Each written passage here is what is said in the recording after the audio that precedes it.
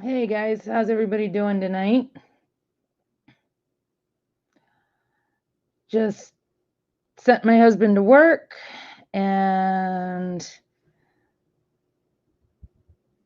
my son is playing video games because, well, he's been sick for the past 4 days and been sleeping most of the day away. So then he is up all night long or struggling sleeping. So he's in his room playing video games. You may hear some antics from him playing his video games. I'll try to keep it down, keep him quiet as much as I can, but thought I would jump on and see what everybody's up to tonight.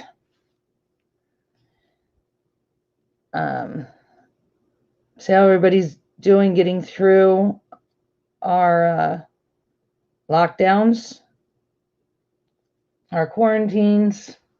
Hope everybody is staying safe.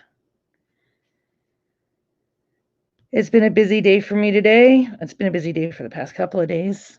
With my son being sick, he's quarantined into his room. He's not allowed out of his room, other than, of course, to go to the bathroom. Having Alexa has been nice because I hope she's not in here. Of course she's not. My son took off with her again. He keeps taking my Echo. But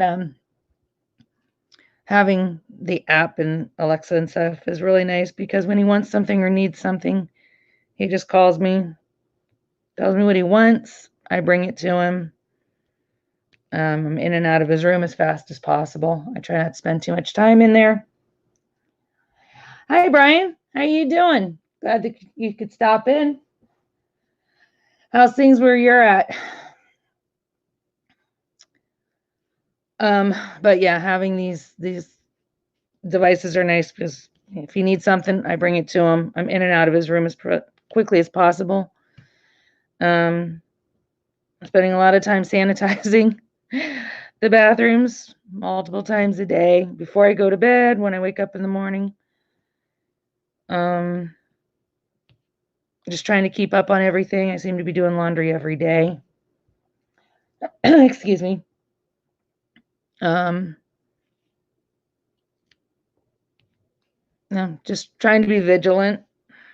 And my son does not have any signs of COVID, so that's good. And it's just a simple, end of winter, beginning of spring cold. So not that I'm not keeping an eye out because I'm still watching for signs of anything, but because he scared me at first. I think it was Wednesday or Thursday of last week. He came and told me he was having this chest hurt. But my son tends to use sickness to get attention or to get out of doing something. But I didn't want to pass it off as that. I just was keeping an eye on him. You're off work till the 30th? Okay, see, I'm a stay-at-home mom, so I'm never off of work. But my husband, fortunately, is still working. He's in construction, and the job that basically here in Las Vegas, they're considering all construction essential because, well, the football stadium that they're currently working on for the new Raiders that came from California, that is an essential project. They have to have that ready by August, so they've got to keep going on that, and they're already behind. The job that my husband currently works on, that is also considered essential. So he's still working. But the more I'm seeing, we've got the law. It's actually been put in place that if you have a non-essential business that you're operating under this lockdown, they are slapping the $1,000 a day fines, as well as risking of losing your license. And I'm seeing a lot of nail salons that continue to be open and operating. That's a bit scary. Yeah, I get my nails done too, but I don't think that my nails are essential to my daily life that I'm going to risk going and getting my nails done. No. Mm-mm. Same with the hair salons. Yeah, I've needed my hair colored and cut for, well, I just got it cut a few weeks ago, but my hair grows fast. I've needed my hair colored for a while. I think I've decided that I'm going to go ahead and go with the gray because I am not about to go and mess with getting my hair colored. Hold on one second. I'm still going to be in the room, but I need to grab a pair of tweezers. I thought I had a pair and I don't. So hang on just one second. Just stepping away for a minute. I gotta find a container that has all my tweezers in it.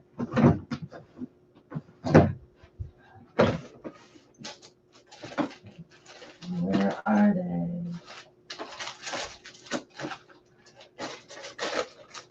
I know I've got several bags of them. But of course, I can't find them. Oh, there they are. Tweezers. So, but between, just doing my, sanitizing and stuff and still going with everyday life,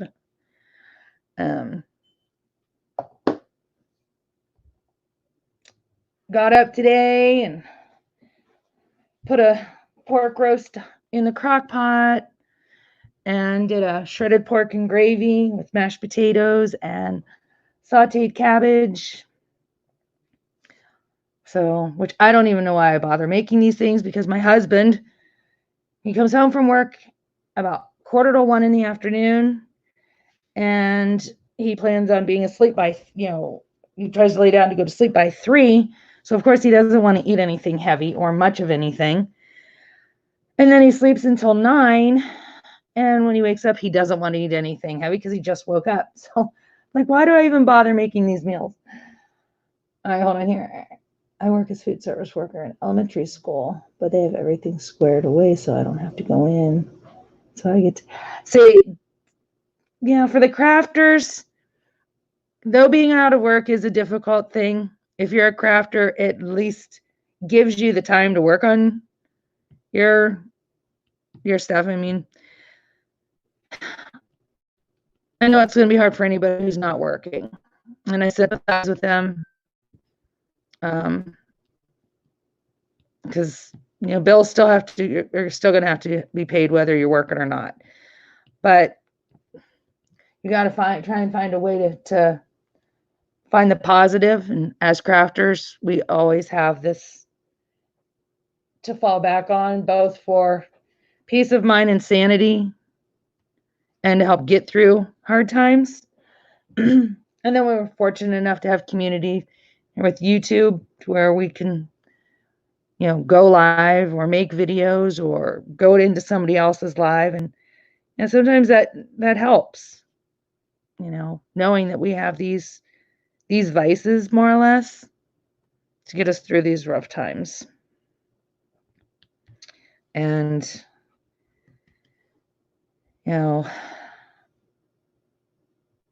I don't have, I don't have to go out a lot, which is really good. I don't go out unless I absolutely have to now. I did have to go out yesterday, but it was an in and out. I had just made it quick, got what I had to get. And I wouldn't have even done that if my son didn't need cold medicine and my husband needed some vitamins. So I ran to Walgreens, grabbed that stuff, and got in and out, and didn't touch anything more than I had to. Our cases here in Las Vegas, or in my county, are increasing daily.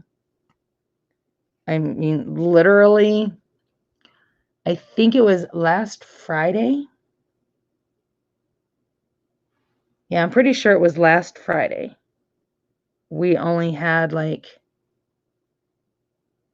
75. No, when I say last Friday, I don't mean this past Friday. I'm sorry. A week ago, this past Friday. I think we had 74 or 75 cases in my county, and we now have 249. And we hadn't had any deaths, and now we have 4, I think. And, New York is really bad, you know. So it's just us having to be vigilant and stay home, or, if you're going to go out, I see a lot of people here, the strip is completely closed down. I mean, completely.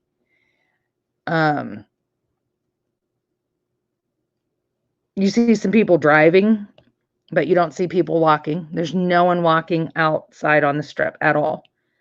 They're in their cars. I think more or less what people are doing is they're taking drives just to get out of the house, which is fine. I'm hearing a lot of people saying, well, people aren't following these rules. They're not supposed to go out. No, nobody said that they couldn't go out. They said stay away from people. So, unless you absolutely have to, of course. I mean, if you have to go to the grocery store, you can't stay away from people. But there's no reason why people can't jump in their car and take a drive to get their kids out. Sometimes that helps calm the kids down. They're getting some kind of fresh air, especially if you're in temperatures where you can open the windows and get a little bit of air. But taking a drive, sometimes just getting out just to take a drive will make all the difference. So if that's an option for you, if you're in the house and you just need to get out, jump in the car, take a drive, or, walk around. I know it sounds stupid, but walk around your yard and you just walk up and down your street. I wouldn't recommend going to a park, even though they say it's safe. I personally wouldn't, because people are going to be walking too. So if you just kind of stay on your street, go outside, sit on your front porch. If you can take your diamond painting out, if you have a porch or a balcony or a patio, a deck, you can still get fresh air. Hey, how you doing, but Lazy Crafts? Good morning. What are you up to tonight? Are you diamond painting as well, or getting ready to start your day, end your day? 'Cause there she is. I didn't know if you were going to get my message or not, Brittany. You finally made the live.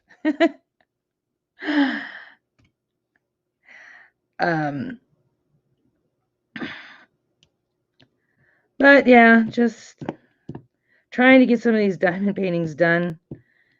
I'm still working on my Seabreeze Trail. I had started this last year, towards the end of the year, and got frustrated with it, set it off to the side, and decided that when Rachel Ray started her Slash the Stash and Whip the Whips, that I would work on it. So I was working on it pretty steadily. And then when Mickey and Mindy started their Chuck Pinson, or the Chuck Along, I set it off to the side so I could start one, and I'm almost done with that. I have like 3 sections left to go of that, and that'll be done. But I've got that on my drafting table downstairs, and I'm upstairs in my craft room. So I pulled this out.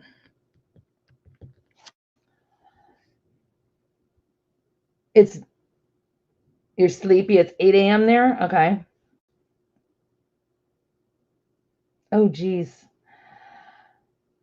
That's a typical night for me, but lazy. Yeah, I'm up late. And you're trying to finish the one I'm on so we can start the new one when it comes in. Yeah, I'm I've actually got to do some kitting down, Brittany. So I have storage. Well, actually, no, maybe I don't. I don't remember how many comes in that one because I have a Elizabeth Ward storage system that I have empty. So I can't remember how many colors come in the new release that we got. I'm trying to think. Why bother thinking? Why put myself through that? I'm not even going to think. I'm just going to look it up.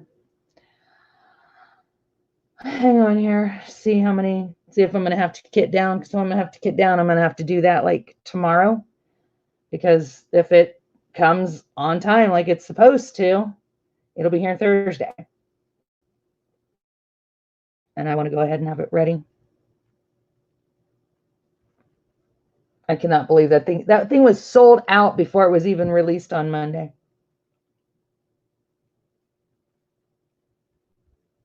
Oh yeah, I'm gonna have to. Well, no, actually I won't because I think my Elizabeth Ward has 42 containers, but it's got a lot. This paint's got a lot of the dark colors, so I'll use the extra large containers on that one, and I'll keep those separate out of it. So yeah, I'll be ready for it.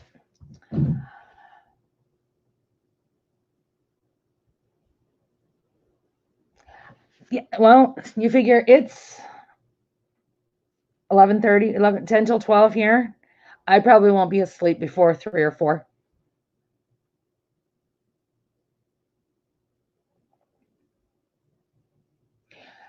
So you bought it. Yeah, I actually set my alarm, Brittany. I set my alarm to get up Saturday morning because I went to bed late Friday night and I was afraid that I would sleep past 9. And I knew as soon as that was released, that was gone. There was that painting didn't have a chance. There was no way I was going to miss out on that. No way. I remember one of the lives that Mrs. Coffee did a couple months ago when Diamond Art Club popped in and surprised everybody with their visit. And they were giving us some sneak peeks, future peeks, I should say. It is, but lazy. It is the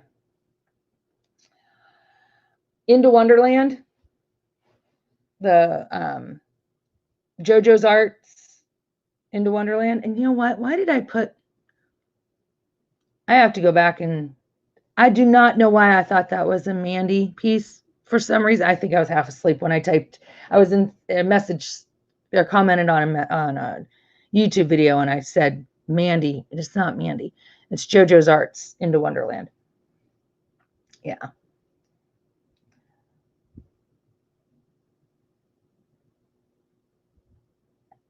Yeah, I love that painting. Oh my gosh. Yeah. So I'll get ready to kit that up. The bad thing is, though, Brittany, it is going to be so much dark colors. So many. And there's going to be a lot of multi-placing. So I've got to get all my fresh multi-placers out because I need to order some more too. I need to get some more 4-placers. Come on. I don't know. I'm just not feeling the squares tonight. Oh, I'm sure you are. I am sure you are. I'm just living the confetti life, and both on this one and the one downstairs, the Bluebird song. It is. I'm at the point where, well, I mean, pretty much all of Bluebird song was confetti heavy. There was some spots where you could multi-place, but not much. And it was just a nightmare. I'll be ready. Hey, get on there. I will be ready for some color blocking. Get on there. Straighten up. So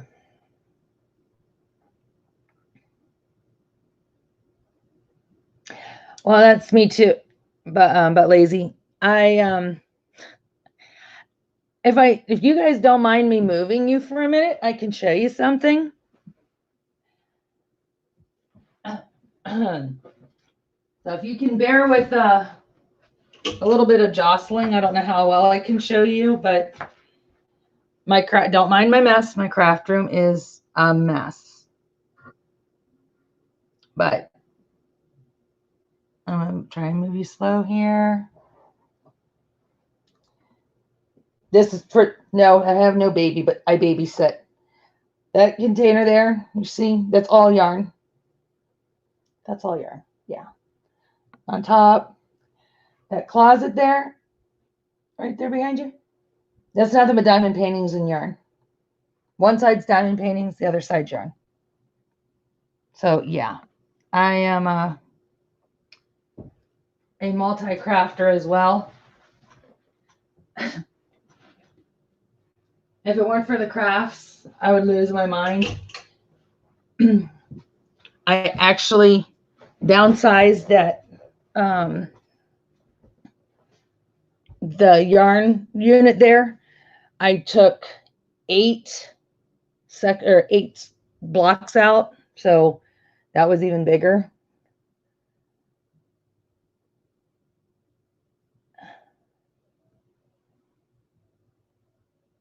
Yeah, I was so happy when we bought this house. It'll be 3 years ago in June, because we were living in a condo.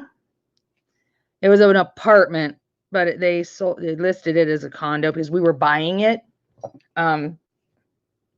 Before my husband and I got together, he got tired of renting, so he was looking. Well, he actually got tired of renting the small place that he was in, I should say, and he went and looked at these apartments that they had listed, and they were no longer renting them out. They were actually getting ready to sell them as individual units, and then they called them condos. So it was basically a glorified apartment. But he bought it, and it was a 2-bedroom. It was nice, but it was a 2-bedroom. And when we moved in, my son had one room. Me and him, of course, had the other room.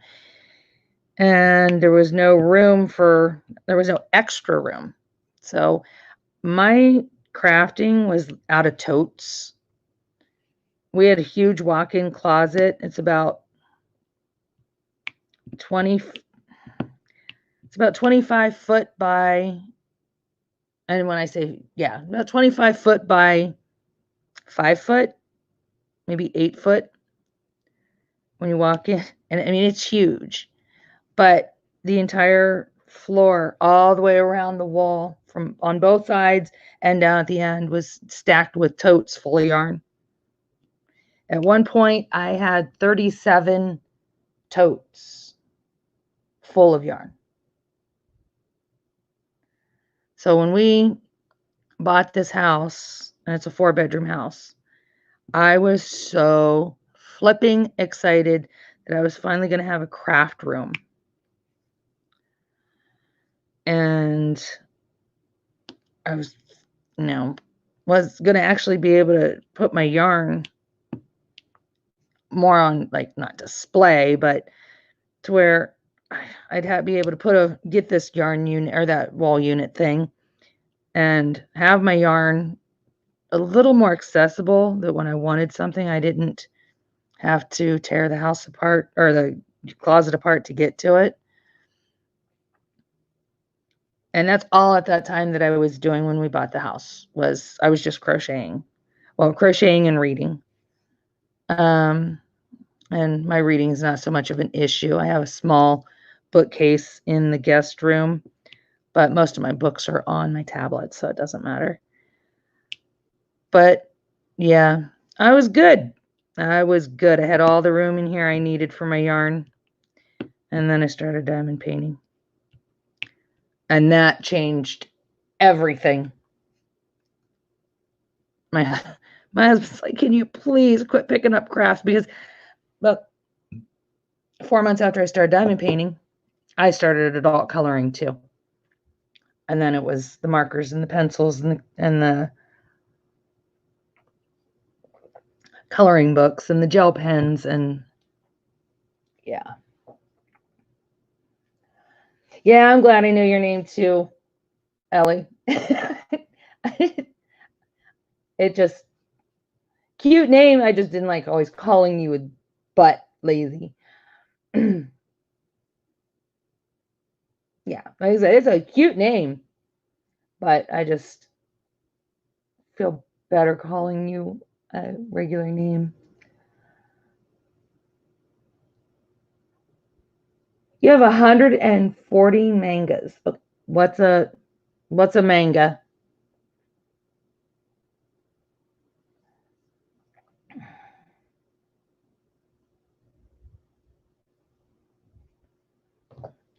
I, I wanted to start. I mean, I went and I bought a bunch of gel pens and markers and stuff. It's just the markers I bought were, on the cheaper end because I was trying to save all of my money for diamond painting. And I didn't want to buy the Copics or the is it Ohus or whatever it is, or the Arteza, because I mean, if I didn't like it, I didn't want to spend that. If I found out that I didn't want to devote that much time to coloring, that I wasted that money. I'd rather have spent saved it for my diamond paintings. And though I like coloring, because I bought the really cheap markers and stuff, I don't do it much.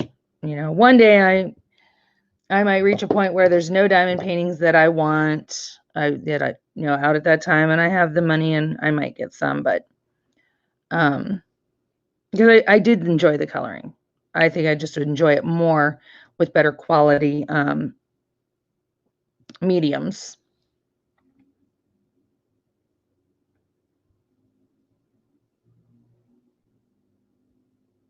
Okay, let's see here.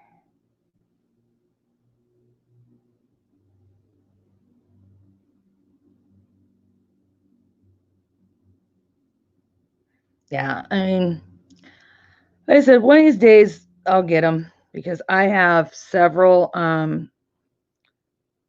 I love the grayscale coloring books. I have several of those. I have several. I can't think of her first name. Her last name's French. She does kind of like the fantasy art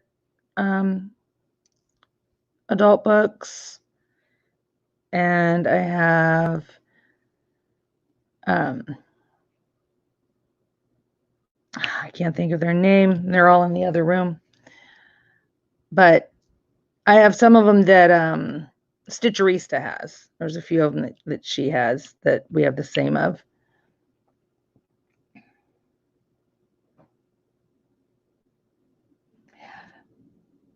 From what I was told, I don't know if it's true or not, Ellie, but I think you can just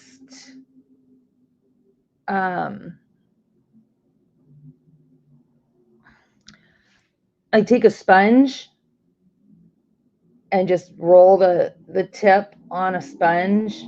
Don't make it a saturated sponge, but it have some moisture in it.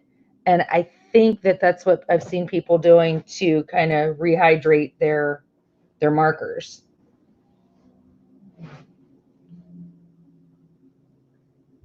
Oh, okay. Now I know what you're talking about with the mangas. Yeah, I've seen those. I think I've seen some of those at Barnes and Nobles because I had to go in and get my son some when he first started charter school, and we were going to be doing more work at home. I he struggles with math. I struggle with math. So we went there to get some books that might help him with his math. And when we were there, of course, I had to look at other things and look at all the things there. So I think I've seen some of those there. I'm just having a really hard time. I'm just not feeling the squares tonight. I think I've been working on the that Bluebird song for so long with the rounds that I just can't. I can't feel the squares right now, but I need to get this done or it's never going to get done.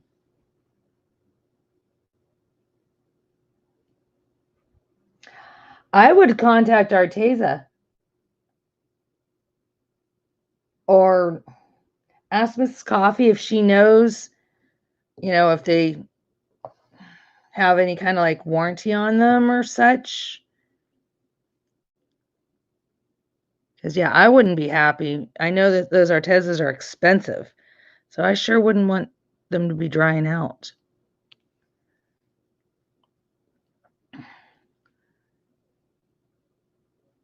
But, yeah, I would like to, what I want to try and do, because as summer rolls along, comes around, it used to be that I crocheted in the summer and I did most of my reading during the winter months. Or, I mean, I crocheted in the winter and did most of my reading in the summer months because it was just living in Las Vegas. You don't want to be having yarn on your lap and all of that. And I pretty much crochet nothing but like Afghans or shawls. So most of my projects are big and heavy, and yeah, I'm not about having all that on my lap when it's 115 degrees outside. So I would do crocheting in the winter months and reading in the summer months. Well, to be honest with you, since I started diamond painting, I have not crocheted. I finished a project because it was a gift, but since January of last year, I've only finished a project, and it was like I think I had like 15 rows left of the blanket to finish, and that was it. I had not even read. I keep getting books, when I see them either on sale or it's a freebie. I was listening to Audible, so I mean, I'm still not reading. To me, reading is actually reading, but I would listen to Audible while I was diamond painting. But I hadn't read a book, and I couldn't tell you how long until the other night. As a matter of fact, Brittany, what do you think? I haven't gotten that far in because with my son being sick and trying to keep up with house and stuff, I'm sure I'm not nearly as far into the book as you are. But yeah, me and Brittany decided to do a book buddy type thing, and we're both reading a book, and I'm glad to be reading again. I just wished over the past few days that I had more time because I'm anxious to read this book.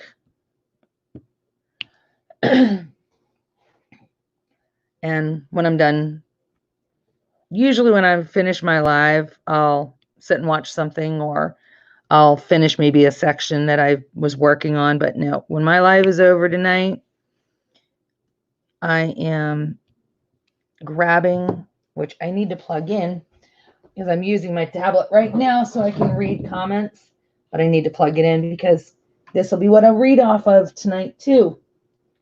And I will be reading my book. Let's see here and figure out where I can put this. My setup in this room isn't quite the way I want it right now, but it's better than nothing, so I'm grateful for what I have. Hang on here. Let me get under the table here and plug this in.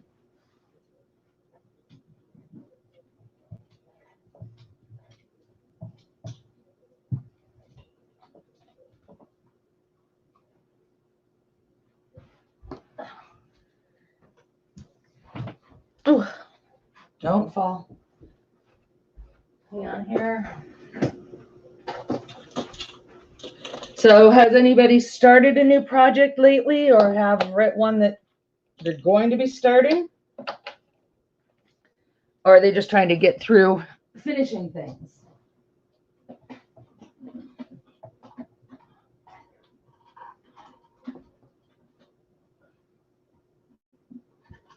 I'm almost done here.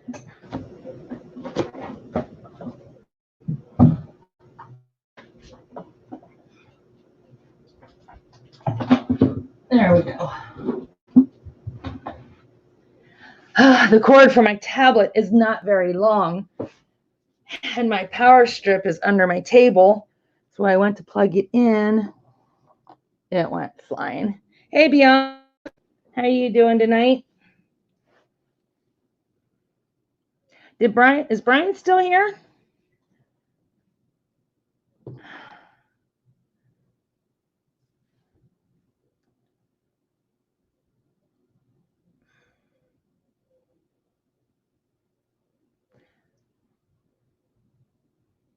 Doesn't matter, clips.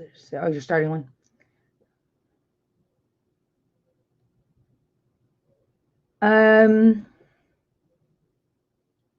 Hold on here. Just trying to get this done.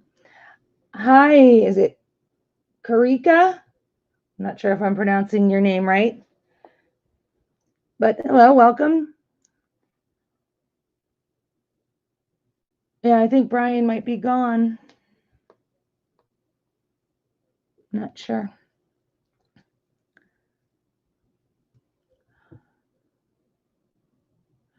Oh, you too, Bianca?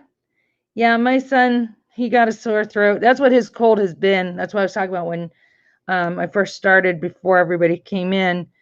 Is started off he was complaining of chest pain last week, or just saying that his chest hurt.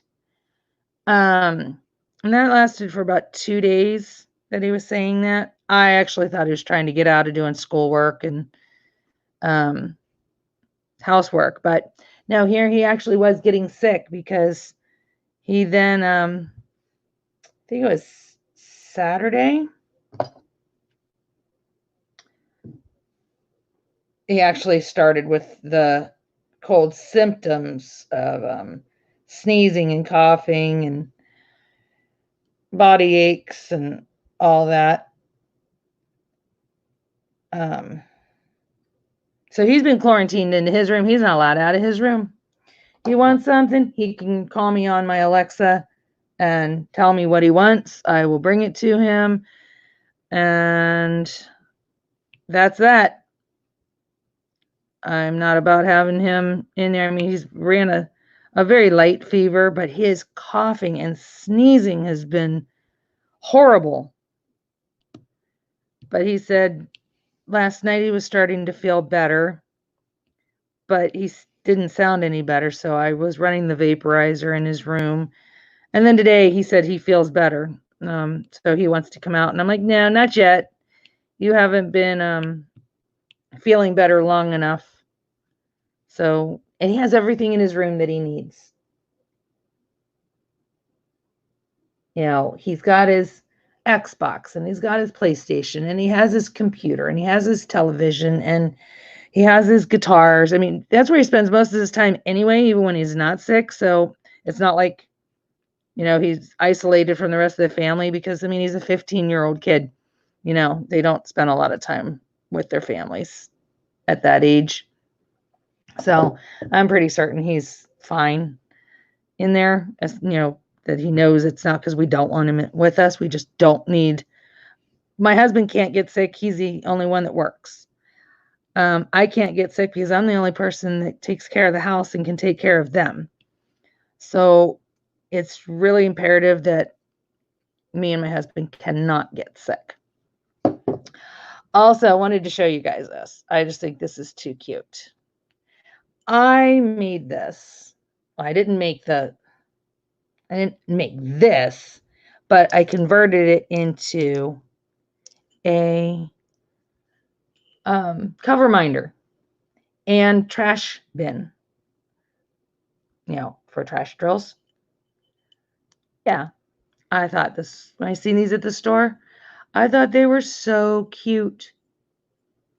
So I bought several of them, and I'm going to convert them all into little minders for keeping our thing back, as well as throw our trash drills away. And so, yeah, that was my crafty moment for yesterday beyond diamond painting. Hang on, I throw these drills in here. But like I said, I just thought these things were so cute.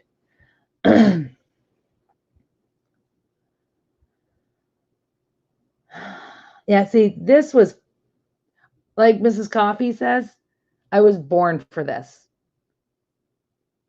I am all about staying home. I am very much an introvert. I love being I like being closed in.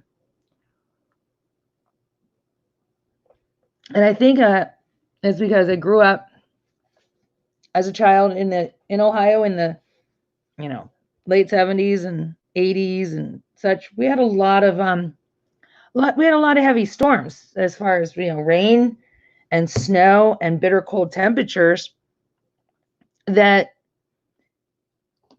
I learned as a child at a very young age of things, to keep me occupied in the house. I was that child that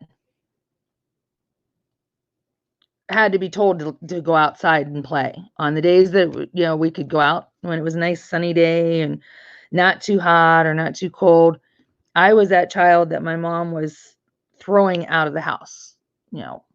Go outside, go find somebody to play with. If you can't find somebody to play with, find something to do by yourself. But I mean, it was, we had to negotiate to get me to go outside.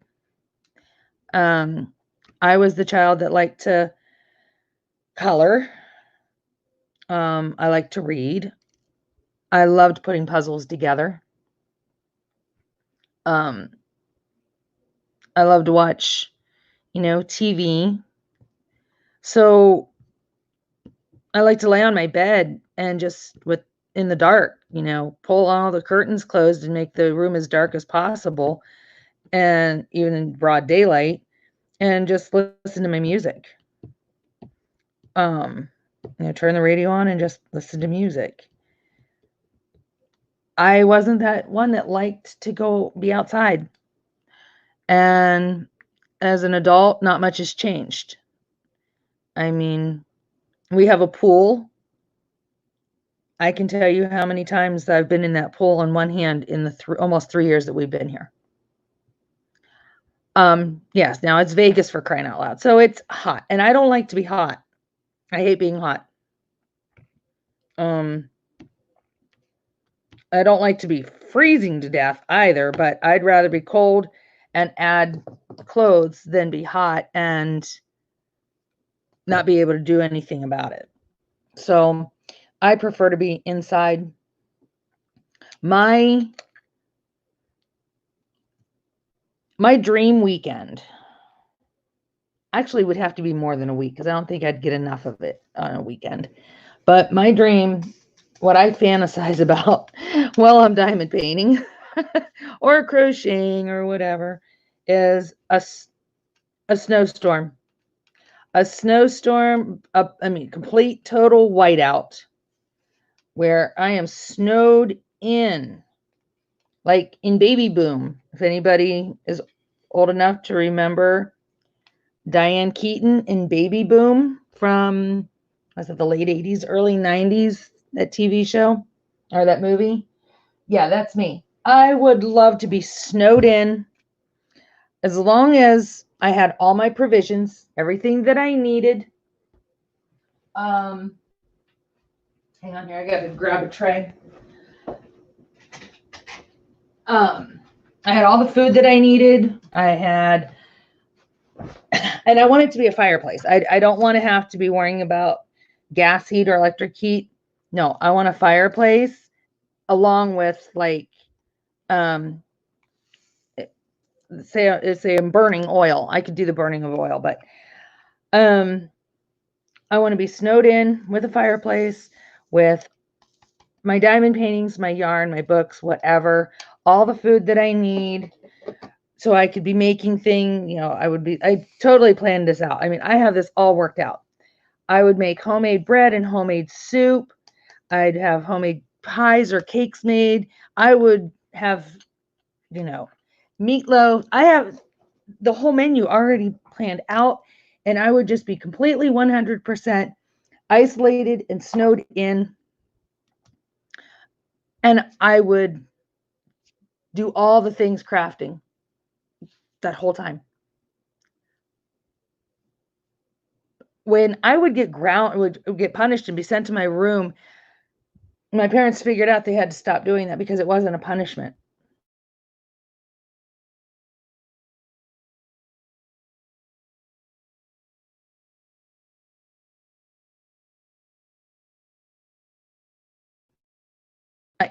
I always want to be like completely 100% alone. Having one or two people to hang out with that we have the same interests and likes, that we could sit in a room and diamond paint together, or crochet, or a book club type thing. Yeah, I'm all about that life. Give me that. Give me something that we can all talk about, or we have the same interest in movies and we can just have a movie night. That's me. So my life's not changing any. I have a vitamin D deficiency, so that tells you I don't spend enough time outside in the sun. The doctor keeps telling me to go out and spend more time in the sun. I can't. I feel like the Wicked Witch of the East with water. That's how I feel with sun. I'm kind of like a vampire. That I walk out and I just automatically, in my brain, said that the sun is killing me. Yeah. So rainy, cloudy days, thunderstorms, lightning, thunder. That's just all me.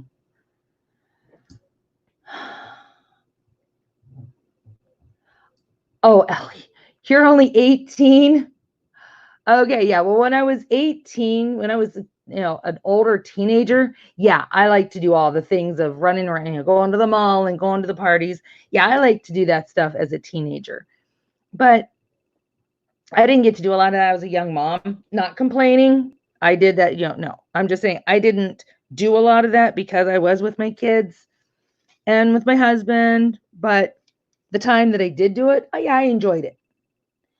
But I guess because I was married and a mom at a young age, I learned to, adapt to being home more. And my first husband was in the Navy. So, and I lived in Virginia at the time. So, most of the things were done in somebody's home. Like when the Navy wives would get together, when our husbands would be deployed, we would get together and we would do things at one another's home, whether, and figure back then we didn't have cell phones, we didn't have internet, because this was like late 80s, early 90s. So it was, movie night and wine night, and kids would be off doing their things while the moms were doing something. I mean, a lot of times we were preparing for homecomings for our husbands. So we'd be planning a menu because we always made such big deals about it. We would, when we knew our husbands were coming, when we knew our husbands were deploying, we were already planning on their homecoming, on what we were going to do. And our homecomings were all individually done. It's not like we had a great big party for all of us. No, we would go out and we'd plan on, okay, this is what our dinner night's going to, or dinner for that night's going to be. We would go out shopping and get a new outfit for ourselves and for each, for our child. So we were all dressed up, looking nice for our spouse when they came home. There was already meal ready. It was made and in the oven, staying warm. The houses were cleaned. We just made such a big deal. And this kind of helped, that planning helped us get through the deployment. And we were baking cakes and cookies and pies and oh yeah, it was fun. So we would get together and sit down and talk about, bounce ideas off one another and recipe swap. And yeah, so even then I was still, just not out.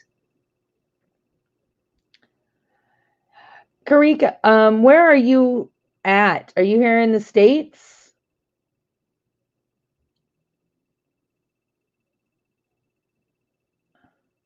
Because right now we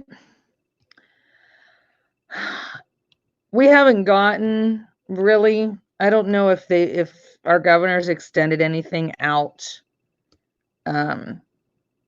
because we are now starting to get more and more cases, like by the day. We're nowhere near New York, but we also have,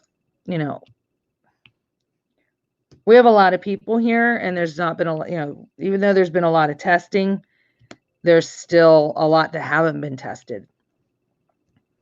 And the way that the school district's talking is that they may end the school year the way that it is, which is oh, you're in France. Oh, okay.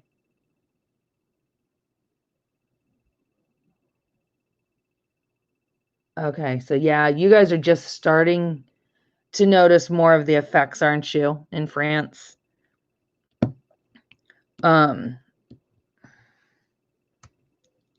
I don't know I really don't know what's going on, as far as how long ours is going to last.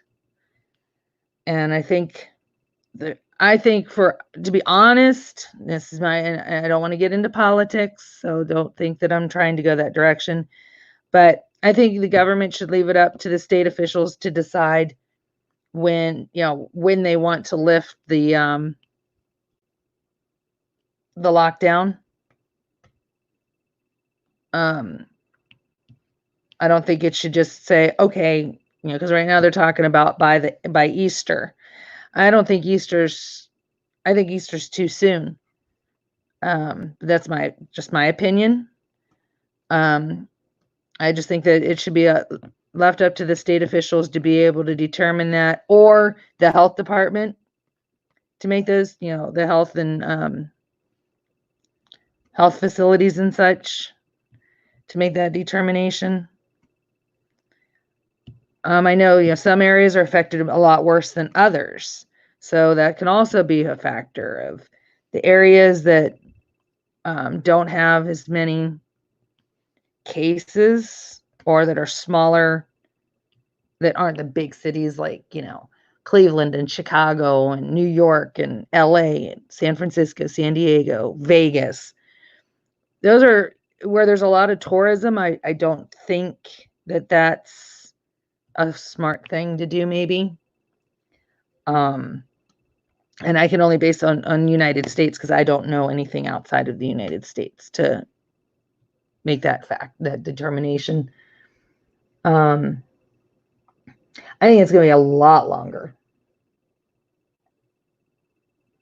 Yeah, and that's what we need to get our economy up and going again. Absolutely. But not at the cost of infecting more people.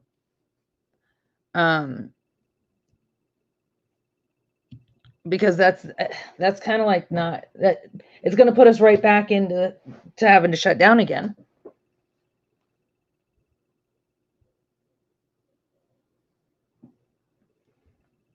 And I think I agree. And and I just think that finance or money, we all need money to survive. We all need our jobs to pay our bills. And I am saying this, yeah, and people can say, well, yeah, your husband's still working. No, I would say this even if he wasn't working. There's not a dollar amount that is more important than the safety of my family. And that family extends out to not just my immediate family, husband and son, but extends out to my extended family as far as my in-laws go. And it extends out to my friends too, because one of my biggest fears is going online and seeing on Facebook that one of my Facebook friends has succumbed to it. And that's going to be devastating if that were to happen. Some people on Facebook are just, acquaintances that I don't even talk to at all, that I just see their posts or like their, there'll be a post, they'll make and I'll comment, I'll comment on it if they ask a question. But then there's other Facebook friends that I have that I've actually built a relationship with, that I talk to daily, whether it be on Messenger or whether it be on the phone, or many times I video chat with. I have several Facebook friends that I video chat with. So, that extends out well past my actual bloodline family or family through marriage. And I worry about that. I worry about that a lot.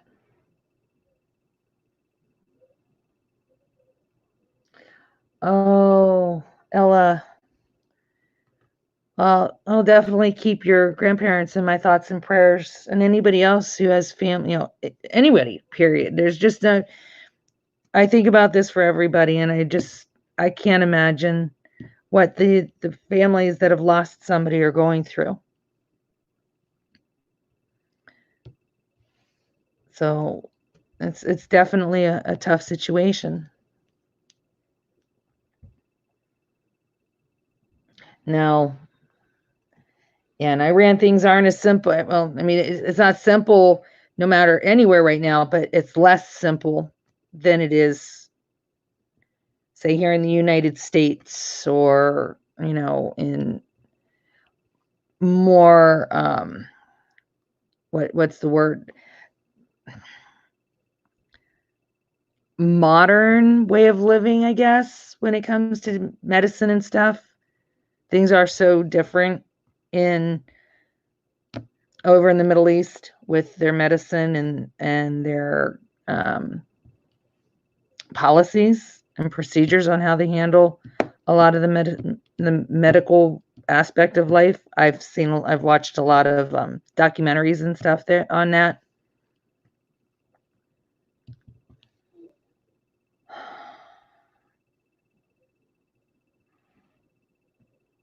Oh, that did Ella, with that, did you have to did you have any concern of anything? Because nothing had happened at that point in Iran yet, right? It was just in China at that point, right? It hadn't quite spread, or if it had spread, it hadn't been known yet. Well, yeah, we're already reaching that pretty much, Karika. New York is kind of the epicenter because the amount of deaths as well as positive testing. We thought Italy was going to be the epicenter, but we are actually surpassing Italy now.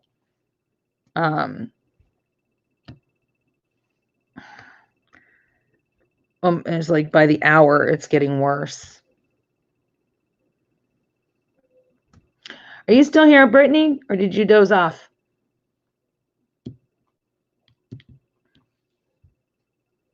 Brittany.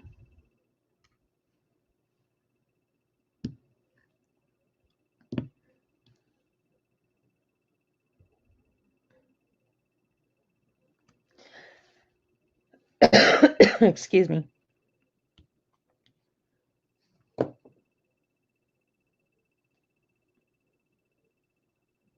Oh, it wasn't in China at that point yet. Okay. Did I lose Brittany? Did she disappear?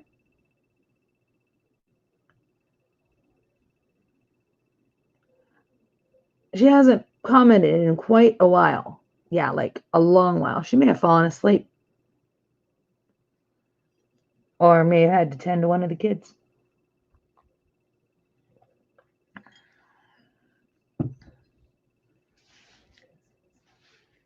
Yeah, she may have fallen asleep because it's really late for her. You figure it's 3:30 in the morning for her. And she's been wanting to make one of my lives every time I go live, and she's missed it. So she asked me yesterday, she goes, "Are you going to go live? Or when are you going live?" And I thought about last night, but I was just too tired. I spent all day up and down the steps, taking care of my son and still trying to take care of my home downstairs and running around just nonstop. I mean, I woke up yesterday at 8:30, 8 o'clock. I woke up at 8 o'clock yesterday morning, and I did have to go to the grocery store. I forgot. I did have to go to the grocery store yesterday. And I bought a bunch of stuff, brought it home, and they had these huge, and I'm talking huge. They were 12, one package I got was 12 pounds, and the other one was almost 13 pounds. It was a whole pork sirloin roast in a bag, but it was cut, it was a whole sirloin roast, but they cut it into pieces, into like roast size pieces. And I got 2 of them because it was such a good deal. I mean, it was like such a good deal. So I had to separate those out, into freezer bags. And I couldn't get them all in my freezer. My freezer is full because I have a lot of my son's frozen things because he's really picky sometimes. But anyway, I ended up having some that didn't fit, so that's why I made those for dinner tonight. But I was having to reorganize my freezer and just everything that I had to do yesterday that I knew I wasn't going to make the live last night. There's just no way. But I told her that I planned on it tonight, and she said to let her know. So I was so glad that when she popped in, even if it was for a minute, she was able to at least be here because she's been wanting to.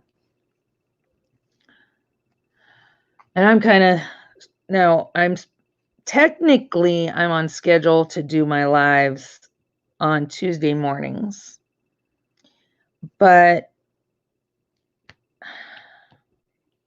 a lot of like Bianca and I forget who else. There's another person that is in Australia that can't make my live if I have it that early in the morning.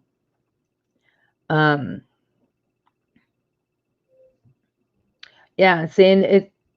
If I did my live in the morning, you wouldn't be. If I did it at I'm supposed to do it from 9 to 11 Pacific time, so that would be nighttime for you then, wouldn't it, Ella? Or Ellie, sorry. I mean, I actually prefer because at night or during the day I'm trying to do things. My husband gets home at like I said 1 o'clock, between 12:30 and 1 o'clock.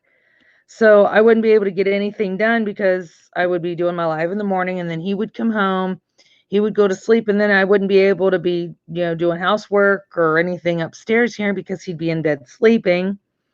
And trust me, I don't want to wait till 11 o'clock at night to do housework because I want to be done by then. So I think me doing lives at this time it's better for me. I don't get a lot of viewers for, during the live, I get them on replays, but it's not, a lot of people still want to be in lives, but I just think it's easier for me to be able to go live at this time of the night. My internet seems to be a lot more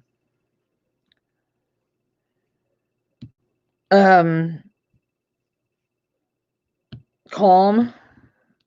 It cooperates. That's the word. That's where I was trying to find. It cooperates with me. Much better internet when it's late at night like this.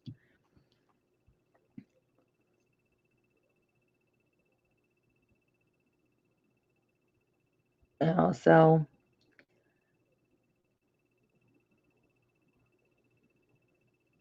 hey, good night, Kirka. Thank you so much. And well, good morning for you. Good night for me. But thanks for stopping in. I'm glad that I got to see you here. It was the first time seeing you, but I'm glad that you stopped in. And just watch for, if you want to, watch for notifications. I'll be doing this, at least once a week.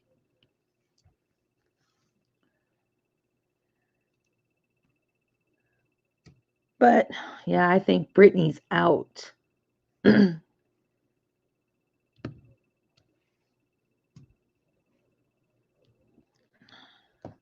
Not much of anybody going tonight. I actually figured with all this going on,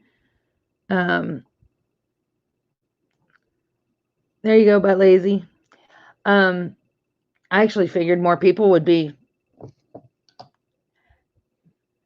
posting videos and doing lives. I'm seeing less and less going on in the community right now. And I actually figured it would increase because people are stuck at home. So they would use their voice, here on YouTube to keep themselves, occupied. But it's just less and less is being done, and notifications aren't being put out there either. I don't know if anybody else noticed that, but I'm seeing less and less notifications when people go live. Even less recordings, posted recordings right now. And it just, in the past, I don't know, 4 or 5 months, I've noticed less YouTube traffic. Less YouTubers are doing anything. And I don't know if it's because of COPA or what it is. But YouTube is what I rely on when I'm diamond painting for the most part. It's something I can listen to and not want to look up at because I know that they're doing the same thing I'm doing. TV, if I watch TV, I find myself listening or, looking up, watching TV and forgetting about my diamond painting. So, or, and that's with Netflix or anything. If I had something that is going to distract me by watching it, I avoid it. And like I said, YouTube videos, I don't watch them. I listen to them. So it allows me to be able to work.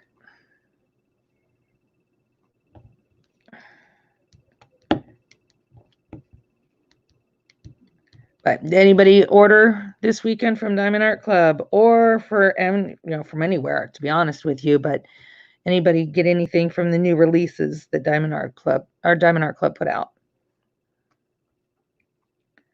I ordered the Alice in Wonderland, the JoJo Arts Into Wonderland.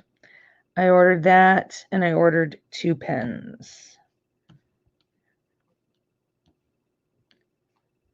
And that was it, because I really wasn't interested in the other paintings that they released. Just not my cup of tea. Not that there was anything wrong with them, but it's nothing that I would put necessarily in my house or know anybody who would want them.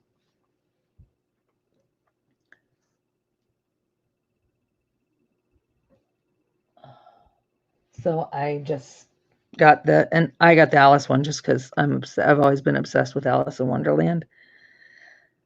So that'll get done. When it gets done, it will be. I'm gonna have that one specially framed, and it will come. It'll hang here in my craft room because it won't fit any other decor in my house. So,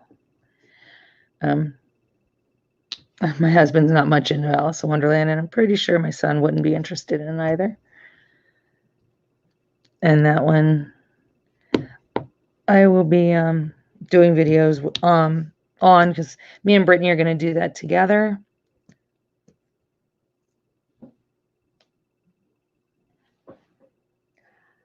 Wow. Very cool. Now, have you reviewed for anybody before, Ellie?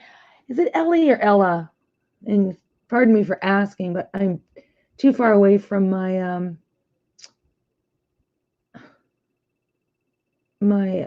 tablet to see. Ellie. Okay. I will not call you Ella anymore. You are Ellie. I will remember that. Now that I can see my screen better. Have you? Yeah. So have you reviewed for anybody before? Or is this the first time?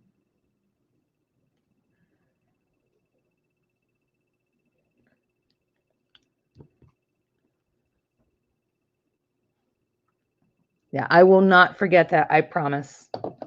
I have my best friend's daughter. Her name is Ella. And my mom's boyfriend has a daughter. Her name is L.E., but hers is Ellie with an I. And when I'm talking to my mom and she mentions her or something, I also all of a sudden will call her Ella. And she's like, who's Ella? I'm like, Tom's daughter. She's like, no, it's L.E. I was like, oh, shoot. So it took a long time and I finally got it. I haven't done it in a while. So now I've got to learn that with you.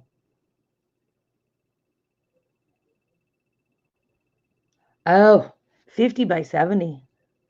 Nice. See, I am very limited on what companies I have done any paintings from. I've never done a Victoria's Moon. I have never done a Diamond Dreamer Designs. I've done Diamond Dots. They're the Leisure Arts one. You know, the ones that you buy actually in Joann's or Michael's or Hobby Lobby. I've done a couple of those. I've done some Amazon ones. I've done not Home Fun, Heartful Diamonds. I've done like 2 or 3 Heartful Diamonds. Done some China, you know, the AliExpress ones I can't even pronounce their names. I don't even think they have names. They're just a bunch of letters. Of course, I've done Diamond Art Club. But that's it. I have as soon as the shipping and things start moving in China better, I will have my first Treasure Studio Arts. I'm looking forward to that.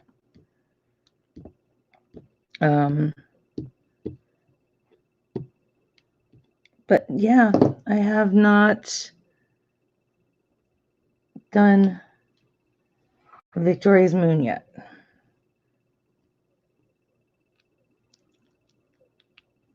And there's some that I've seen that I've liked, and some that I've seen I haven't liked. And, you know, heard good and bad. It's just, they're so much more expensive. So that's kind of a thing that's kind of turned me from doing so. You know, my mom bought me a bunch of my Diamond Art Club paintings. A lot of them I bought, actually, she bought for me to do for her. But I like, you know, the rewards program with Diamond Art Club has helped me a lot to be able to buy paintings. My husband keeps putting me on no buys. He says, you know, that I have enough paintings. I don't need any more paintings, that I need to do the ones that I have, and where am I going to put them all? And, you know, so, and then he keeps coming in here looking at my yarn and saying, are you ever going to use all this yarn? Why don't you sell your yarn? No, I'm not selling any. No, I'm not selling my yarn. I've given a ton of yarn away. Yarn that I'd gotten that I knew that I would not use because, one, there wasn't enough of that color. There really was no need to keep it. I had a lot of partial skeins and balls that I donated. There's a little girl that lives down the street from me who started crocheting, so I gave her a lot of yarn.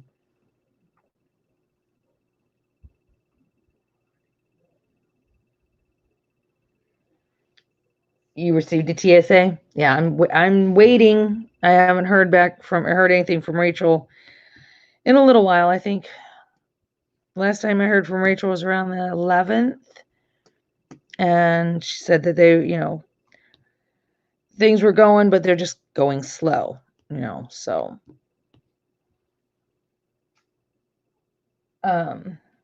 just sit and wait to hear from her that she's got a tracking number, and then I know it's on the way. And I know it's not her fault, so I'm in a hurry to get it because I'm anxious to get my first TSA, but I'm not in a hurry that I have to have it today or tomorrow. I'm just anxious. I'm looking forward to getting it because I've heard about their squares are supposed to be amazing. Yes, you're blue. Yep, I've seen you in a lot of lives, and I can trust that you'll have my back. So, yep, you're blue.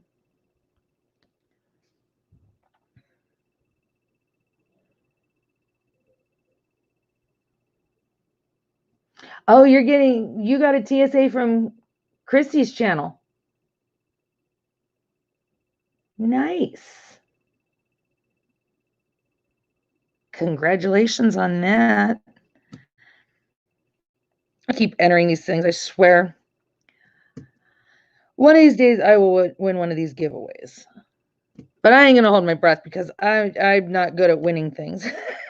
If it wasn't for bad luck, I'd have no luck at all. So yeah, I've never been good at winning things. I had to give up the lottery because of that. I quit playing the lottery because it was like I'm never gonna win the lottery. Now I did win. What was it? It was stitching with Lisa, I think. Diamond painting and stitching with Lisa.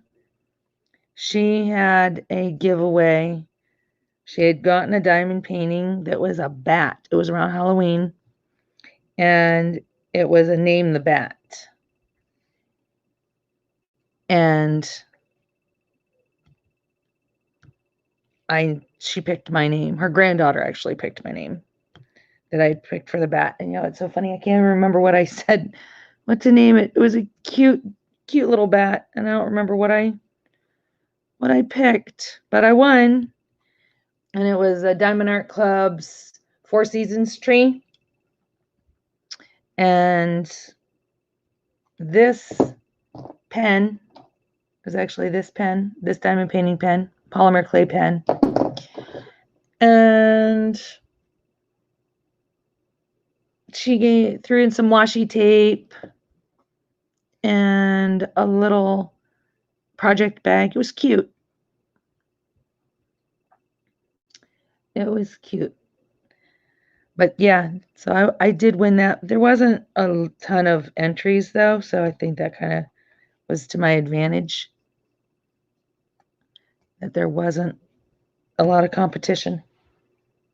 Can you hang on 1 second? Can you bear with me if I step away? My dog's telling me he needs to go out, and I need to let him out real quick, and then I'll be right back. So I hate doing this during a live, but I can't have him waiting too long. And she is still here. Brittany, I thought you disappeared. I didn't know where you went. Did you fall asleep? Or was you taking care of the kids?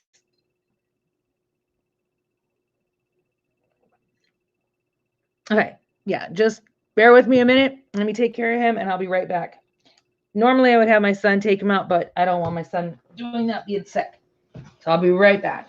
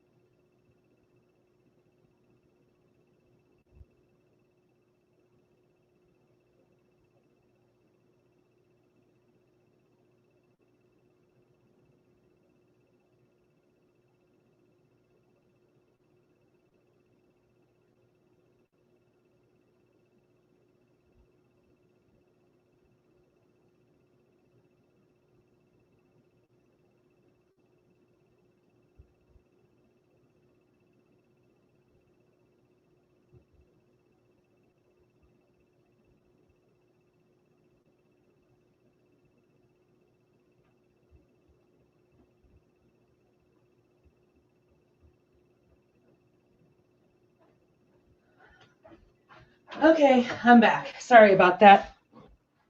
My son is going to stand out there and watch for the dog to be ready to come in the house.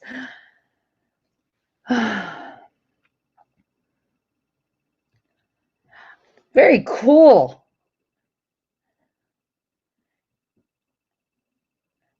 Yeah, I said, Ellie, one of these days I'm going to hit something and I'm going to be ecstatic about it.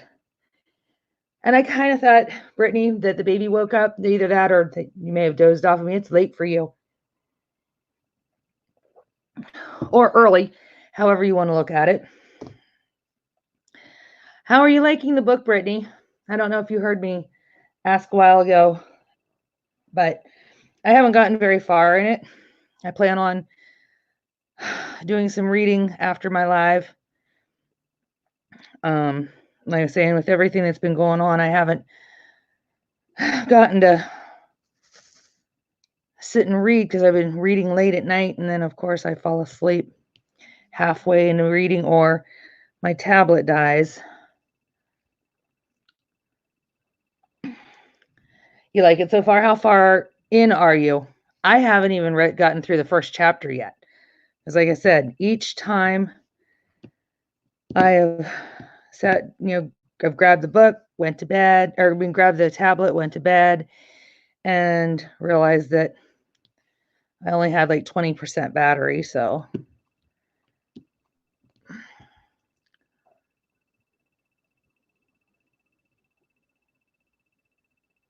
Oh yeah, I totally want to win Sherry's.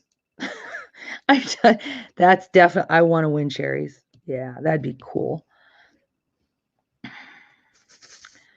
And these drills, as you guys can see, all the gapping. Yeah, these drills are bad. Even trying to multi-place, there's a lot of trash in these drills.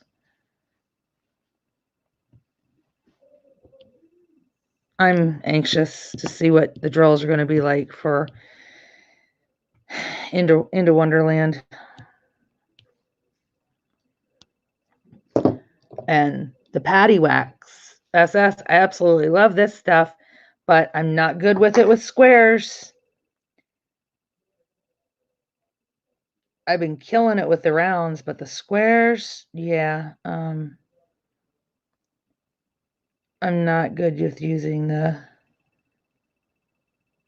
super sticky Patty Wax with the squares. No matter how hard I try, it just, since the rounds are so much more forgiving than the squares are, I need to try and place these better, but yeah. So I think I'm going to save my, yeah, that was my stomach. If you heard that, that was my stomach. I'm hungry. And it don't really want to be eating at 1 o'clock in the morning, but I might be eventually eating something before I try to go to sleep. You have not had a square diamond painting yet? Oh, Ellie. I'm kind of on the fence with them. I mean, I'm trying to get more of them. My first square I did was my great big one. And it was an AliExpress. And I hadn't learned to multi-place yet. So I did them one at a time, clear up till like 3/4 of the way into the painting. And then all of a sudden, Jeremy talked me into using the multi-placer, and it made all the difference in the world. But I can only I can only use a 4-placer. I've tried using the 6-placer, the 9-placer, and I can't. I spend more time fixing them than I would if I just did, single placing. So it's all 4-placer for me, or and it has to be the thin the thin ones. I don't like the ones that come with Diamond Art Club. Those clear plastic ones I don't like. I can't. I get too much gapping from those. I like the thin ones, so.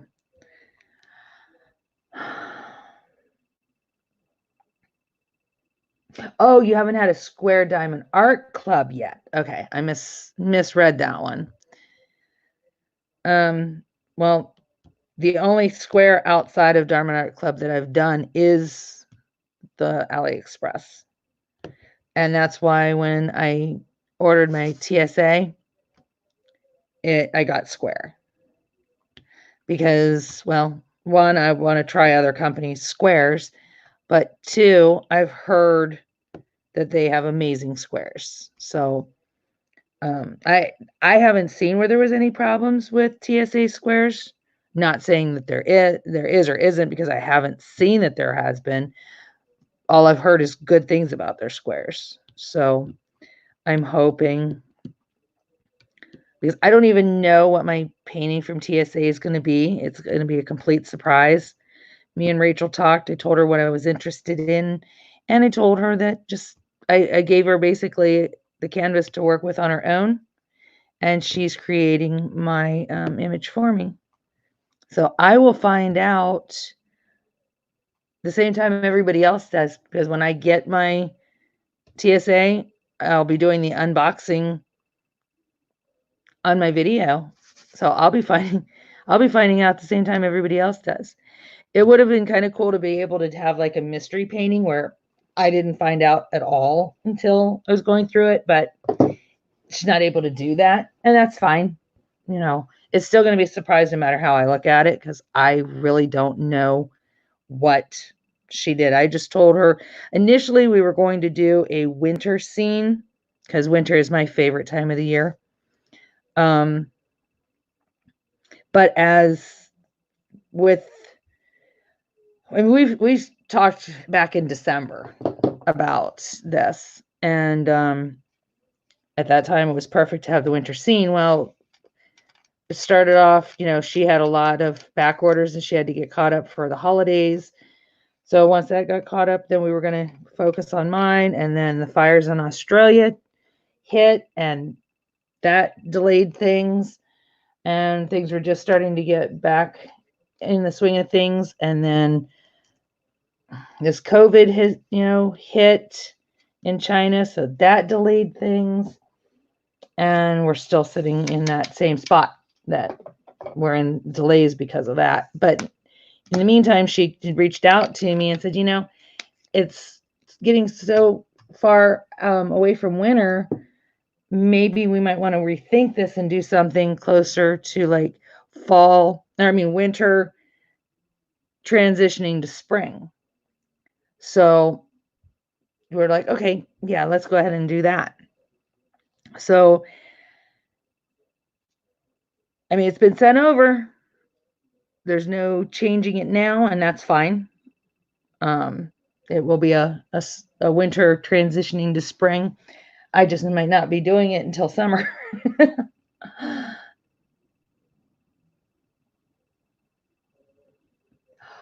You got Ellie, you have the painting with what was it, the haunted house? Was that the one that they did? I'm trying to remember.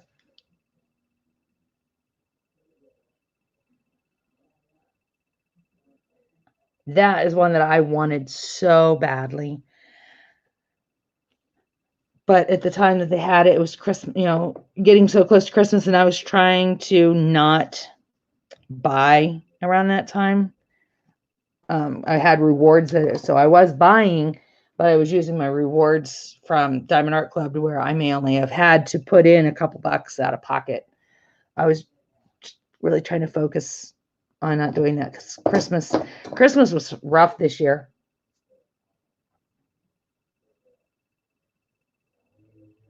Oh, okay, that's what it was. That's right. Okay. Yeah, Christmas was hard this year because, well, my son's 15 and he wanted all of the things electronic. So yeah, he ended up getting a Fitbit Versa, and then he got his Echo Show, and he got his Echo Dot, and he got, what else did he get? There was something else that was an electronic that was quite expensive. And he keeps growing on me. The kid won't quit growing.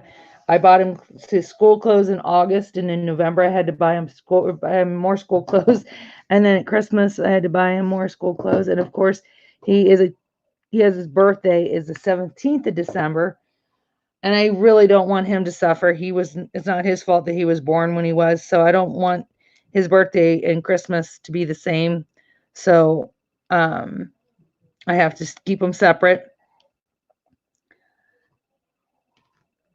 Hold on one second. Steven.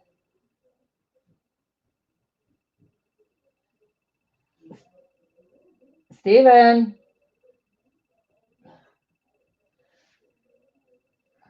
I don't know what he sounds like. He's his voice. I don't know what he's doing in there, but it's creepy.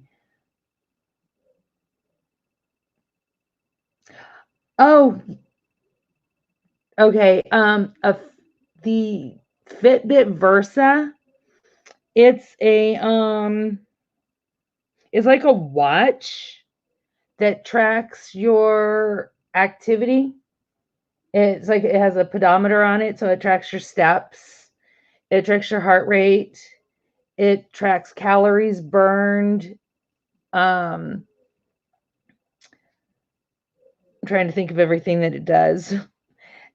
But yeah, it's a watch type thing. And then the Echo Show, that is it's a little screen. I mean, it looks like a little mini like TV, very tiny little like monitor type thing, and you can ask it's Alexa compatible, so you can ask it to Google this or look up that. You can play music on it. You can watch Prime videos on it. And then the Echo Dot is just like it's a speaker. It's still the same thing where it has Alexa capable or compatible. And yeah, they're fairly pricey items. And then like I said, there was something else that I got him. I don't remember what it was. I also got him a weighted blanket.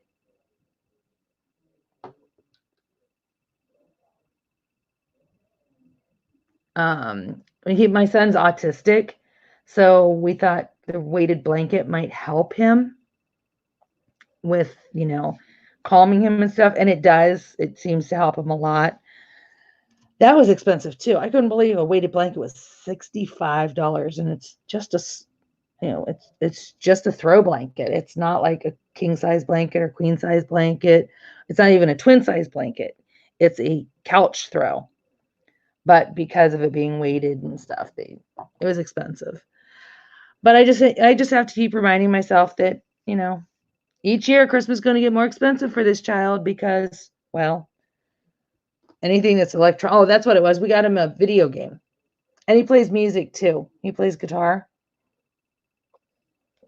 So we needed all the guitar things, all the music things. So yeah, I didn't get to do what I wanted to do as far as buying paintings around that time for Halloween, but yeah, well, that's why I said these things were for my son. So, I mean, for me, I did see what happened is they had them at that time. It was 2 for the price of 1, basically. So I did get one for myself. Because I was gonna, it was either, why not? I mean, it wasn't going to change the price any. If I bought one by itself, it was going to cost more than it would have been for the 2. So yeah, and I could mention it works out well because I can communicate with him from room to room in the event that, let's just use this as an example. say I have to run to the store. And when I say, I want to make this clear, I do not leave my autistic son alone in the degree that he's high functioning. He's not fully autistic. He's just on the spectrum. So he has days where, he's more, the autism is more prevalent than others. There's some days you wouldn't know that that he had any kind of a problem at all. And then those other days come where you can't believe the difference from the day that he doesn't show any signs. But I might run to the store and I can communicate through that with him in the event that, say, he's good at not charging his phone, which is funny. I find that to be very funny with a teenager, that he doesn't remember to charge his phone. So 9 times out of 10, his cell phone's dead. So with that, it's an app. I have the app on my phone. So if I need to call him, I just call him through the app and I can talk to him that way. I can also drop in on him because it has a camera. So it works like a monitor. So I can just pop in out of nowhere, no matter where I'm at on the planet. I can just pop in and I can see what he's doing in his room.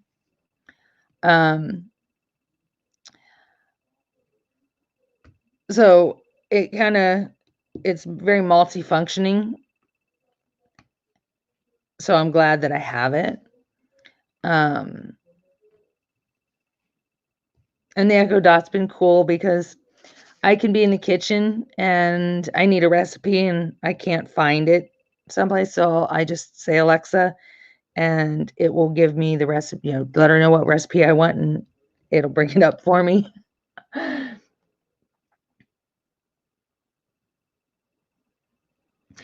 I only let him use it for certain things. I still want him to, and I don't use mine as often as you would think. I mean, as convenient as it is, I could sit there and get all my information.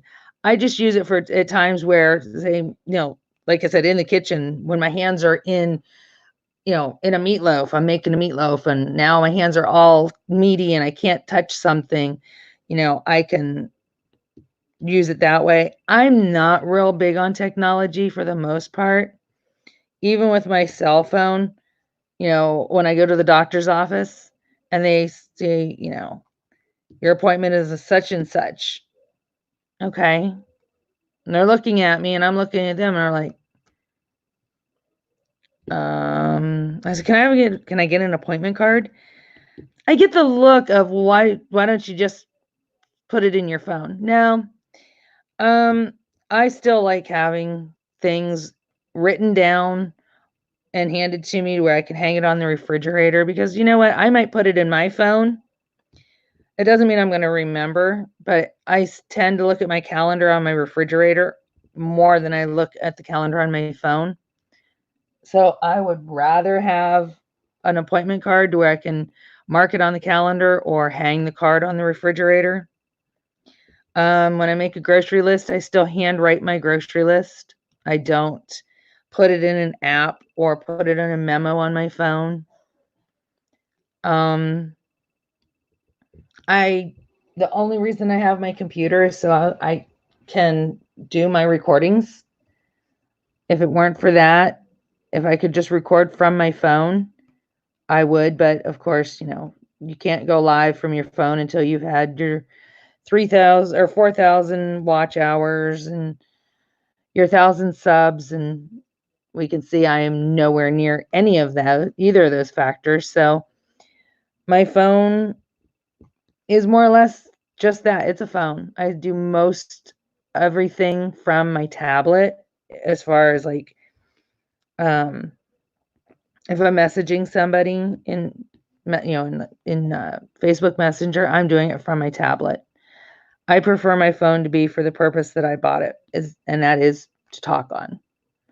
I don't like to text. It drives my daughters nuts because they'll text me and want to have a full 1 hour conversation in text, and I will just call them.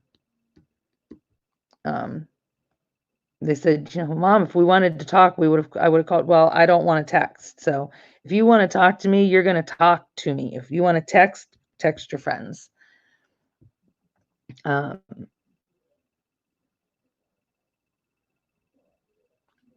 I would rather, I'd rather have a book in my hand than read off my tablet. But storage for as many books as I have, I mean, in my Kindle, I have over 3,000 books. So it's not an option for me I don't have room in my house for a library of books, but I would rather read the book, holding the book in my hand, flipping the pages, smelling the ink, but that's not an option. And, Kindle books are cheaper than buying the paperback. So it took a long time for me to be able to get used to doing that when I first started reading again. I used to read, I said as a child I read, and a young adult I read, and then I kind of got out of it. And about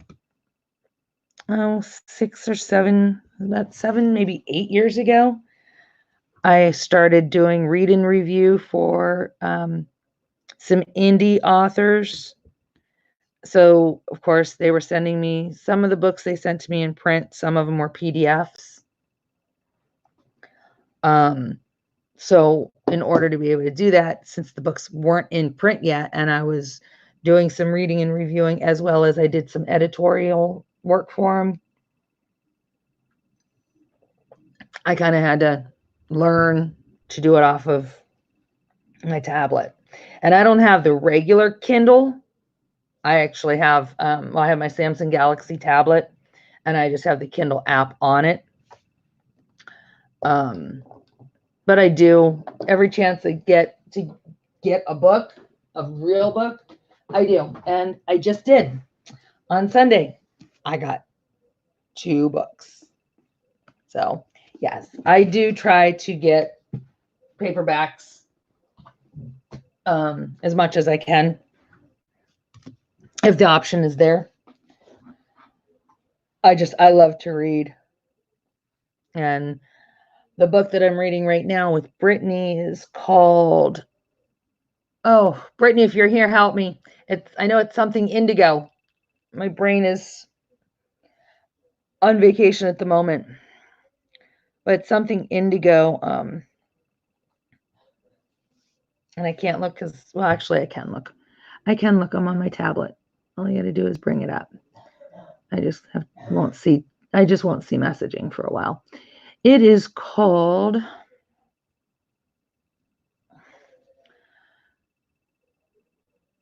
Indigo Fire. The author is Vicki McKeegan. She was actually one that I did a read and review for. Several of her books. She has several different series. And I just absolutely love her. So I was doing read and review for her. And oh geez, there we go.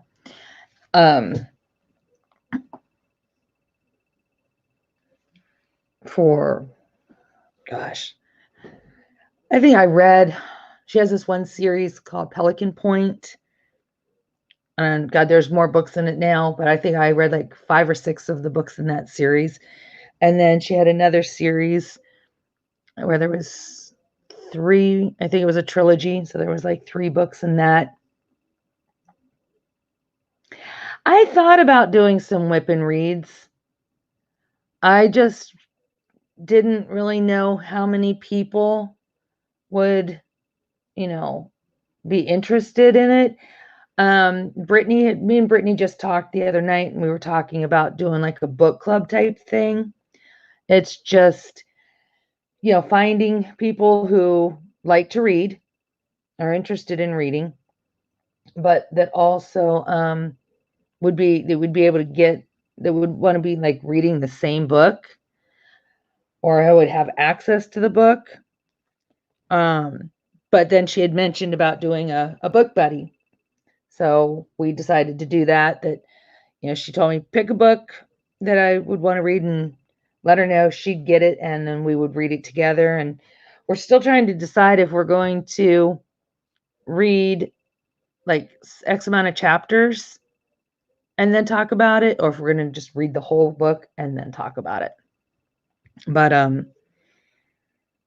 yeah, I'm enjoying having somebody to read with, because my best friend, that's how we actually became friends, was through Facebook and reading. And then we both found out that we crocheted, so that gave us another factor to our friendship of interest. But she likes to read different types of books. She likes more of the dystopian, I think is what it's called. And she likes romance. I like crime fiction. I like police dramas. I like some suspense, some thriller. It just depends on the depth of the thriller that it is. I like paranormal. I don't mind a book that has some romance, but I don't want that to be the genre itself. I'm just not into the fantasy romance, Harlequin stories. I did do some, I did a couple reviews for some exotic books, but I'm pretty much, more into the suspense and the drama, crime fiction stuff.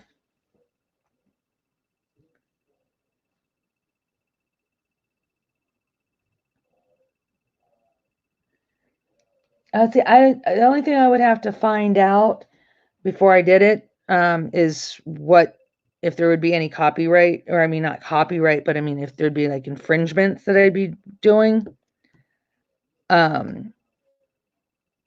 I know like Rachel Ray has done some story time, and Jen's Creations, I think she does it, but I think they're doing those books. I think the books that they're reading are they're like classics. So I'd have to find out, and I can look into that. And if that's something that I can do, absolutely. I could definitely do something like that, especially because I need to spend more time reading and less time diamond painting. I mean, I can diamond paint on days that I have, I'm the one that my housework has to be done before I can sit down and diamond paint. I mean, I won't let my housework go. But when my housework's done and I sit and diamond paint, I can diamond paint for 8 or 10 hours a day or more. Rambling Rose is doing it too? Okay. Yeah, I will definitely look into that. Because like I said, I think I'm going to try and start limiting my diamond painting to X amount of hours a day. Well, kind of limiting everything that I do, because when I do something, I don't go in part way. I am full blown. And that's why it drives my husband bonkers. If I start crafting, I go and get all the things. I have to have all the things, and I do it full on, which I've told him, I said, you have to look at this as being a good thing, because I mean, yeah, I may go out and buy all the stuff and might do it for hours at a time, but at least I don't buy it and then it just sits and it doesn't get done. I just have to learn some limitations, because I get myself going to where I don't even realize how long I've been doing it. But I want to try and incorporate everything more. Kind of like how I don't know if you've watched Stitcherista, how she's got her she used to do videos like every day, and sometimes it was more than one a day. Now she still will do bonus videos, but she pretty much does like, she cross stitches and she colors and she diamond paints. So she'll do like cross stitching on Mondays. So her videos are all about cross stitching on Monday. And then on Wednesdays, she does diamond painting. And then on Fridays, she does coloring. I need to start doing I'm not necessarily saying my videos where I would like diamond paint on one day and, do something else on another day video wise, but I need to do that just on my personal life at home, is make each day that I'm going to craft only that day, and limit my, amount of time of how long I'm going to do it.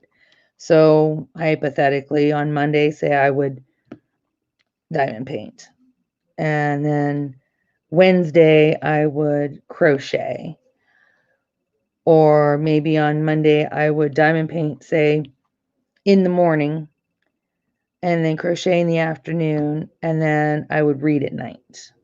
But I need to incorporate these all because there's not enough hours in the day, and I want to get this book read. But when I'm sitting there reading, I'm thinking I could be diamond painting, and when I'm diamond painting, I'm thinking I could be reading. And like I said, I really do want to start coloring again. I just need to get, the right markers and colored pencils to be able to do it.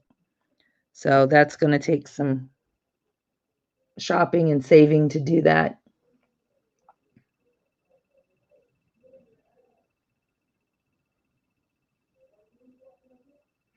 And that's me too. And that, again, right now my focus for it's been well over a year now. So I started diamond painting, like I said, late January, early February of 2019.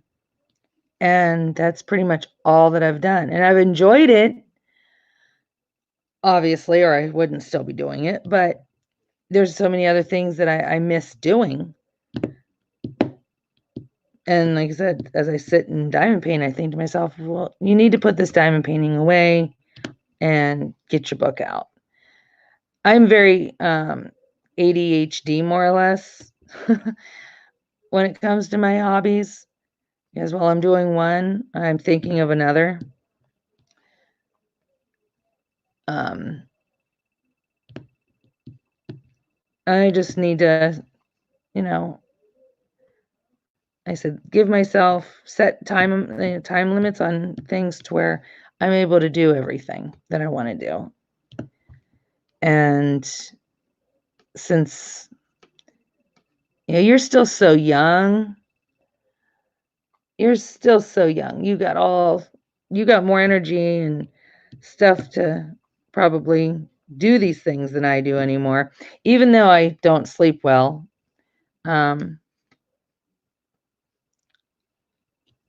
I just don't have the energy. Sometimes just thinking about doing something is enough for me not to want to do it.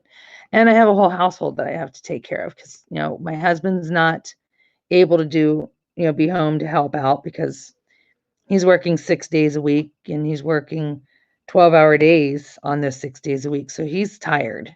And when in the hours, that he's working, he works from 12 midnight to noon, Monday through Thursday. He gets off work, at noon on Friday, and then he doesn't go back until 6 a.m. or 5 a.m. Saturday, and then he works from 5 to 4 on Saturday. The only day off he has is Sunday. And on the days that he's working, he's only getting about 5 or 6 hours of sleep. So he's tired. So I don't want to ask him to have to do a whole lot more.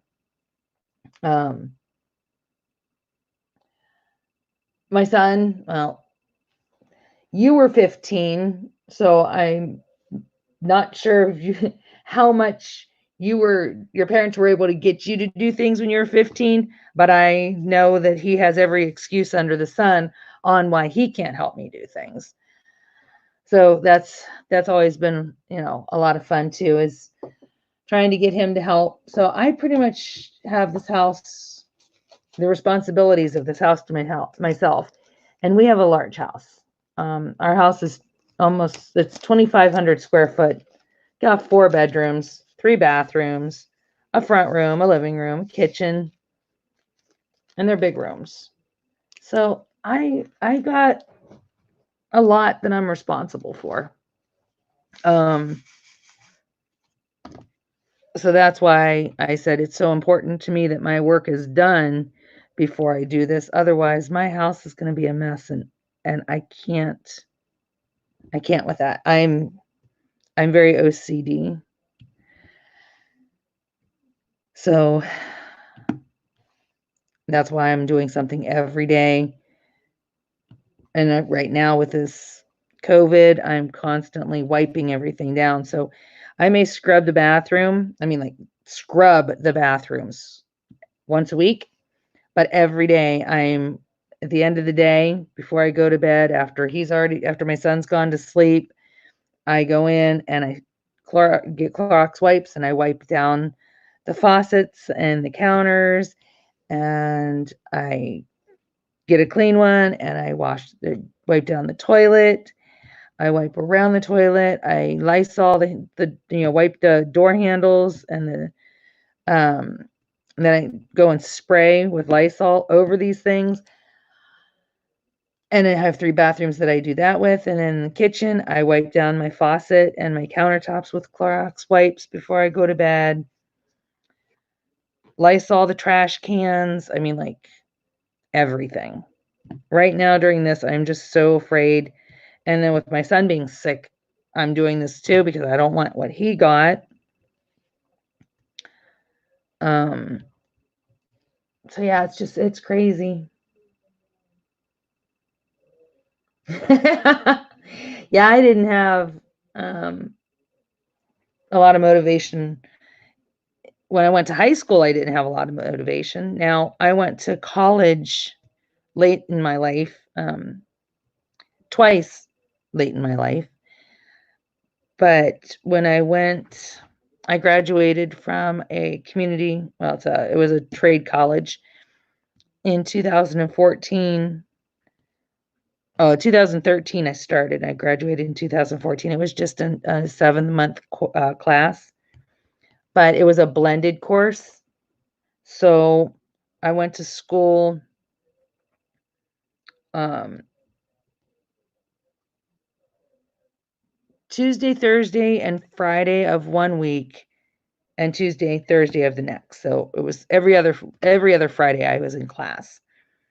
Um, but on the days that I didn't have class, I still had my online work to do, and it was a medical class. I went back to school to become a medical assistant, and it was rough because my husband was working out of state at the time, and she was coming home like every other weekend, and my son was, younger, as you figure that was, my gosh, 7 years ago. Yeah, it was 7 years ago. Holy smokes. Almost 7 years ago. So he was like 8. Um, and I would have to take him and drop him off at Head Start, or I mean, like Safekey. It was here in the United States, we have some school programs where you can drop them off early, and they'll have somebody, for parents that have to be at work, say at 7 or 8 o'clock, and schools aren't open yet. They have it's kind of like a babysitting program, but it's at the school. You would just drop them off early, and they'll provide them with breakfast and stuff. So I had to be in class at 7 o'clock in the morning, or sorry, at 8 o'clock in the morning. But I had to have him dropped off by 7 at the school, and then I had to pick up one of my classmates, and then we had to drive across town from where we both lived to school, and I had to be there by 8, and I was there from 8 to it was from 8 to 1 on those days. Well, I also had, figure my online classes that I had to do, and they were time tests, and they had to be submitted by 11:59 p.m. Pacific time. Well, when I got home from school, got out of class, I got out at 1. By the time I dropped her off and got home, I had a whole hour before my son got out of school. And then when he came home, I was having to help him with his homework and feed him and spend time with him. And then he didn't go to bed until, like 8 o'clock. So then I had all of 4 hours to do my homework, to study, and to take a quiz. A lot of times I would be doing all of my studying and taking my quizzes. And then after those were done, then I would go ahead and do my homework, which would put me into not going to sleep until, 1, 2 o'clock in the morning. And I got up at 4:30 so I could get a shower and get myself ready, and then get him woke up so he could get himself ready, eat breakfast, and leave. Yeah, it was rough. I was literally for 7 months living off about 3 hours, 4 hours of sleep a night. And then still going to class, and I couldn't have been, but I had the motivation then simply because it was something that I enjoyed. I mean, I was picking what I wanted to do. I made that choice to go back to school and chose what I wanted.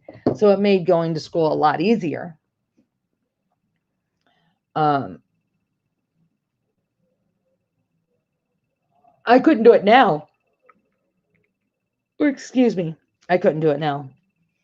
I'm getting too old to be doing it now. I don't know how there's adults, older adults, older than me adults, that they keep going to school. They just keep going to school and going to school and going to school. They have so much desire for knowledge and learning,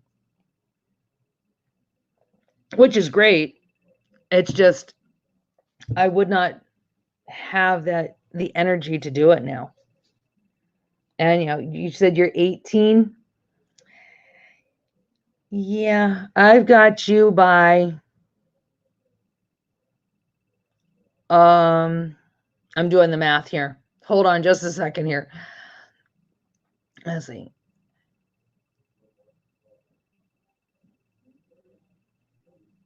Yeah, I can't even do the math. Is that bad?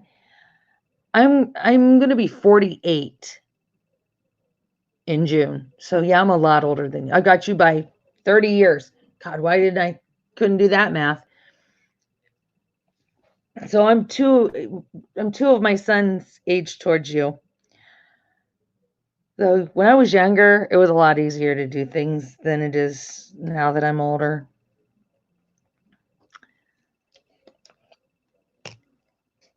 But I'm not, sometimes I think your birthday is June 27th. My mother's birthday is June 27th. My birthday is June 15th. And my husband's birthday is June 20th. But yes, my mom's birthday is June 27th. That's really cool. In 2001, oh my, that was a rough year for us here in the United States. But that is really cool. I have to tell my mom that I met another Cancer. It's funny, I don't see a lot of Cancers, a lot of Geminis, lots of Geminis on Facebook here, but not another Cancer. And there was, what are you doing back there? Huh? My dog came upstairs. What's the matter? You can go to bed. Yeah, go ahead and go get into bed. I'll be in a little bit. You can go and get in bed without me. I've met several people that are born, that share a birthday with my father. My father passed away. It'll be 3 years on the 7th of June. But his birthday was August 26th. And my husband's brother's birthday is August 26th. And it's also the day that we lost my mother-in-law. We lost my mother-in-law June 26th of 2018. We lost my father on June 7th, 2017.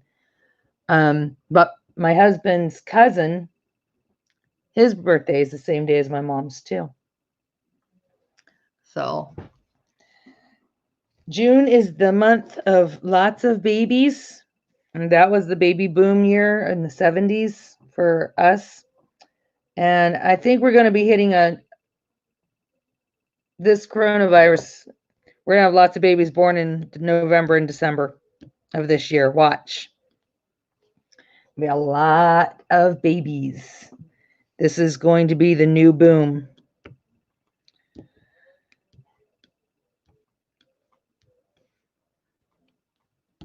There. I haven't gotten very much diamond painting done, have I? This here is where I started.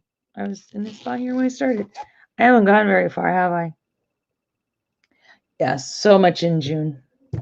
Well, see, I figured like for my generation, there was our winters were a lot colder in the late 60s and early 70s. So we figured that in the fall or in winter of 71,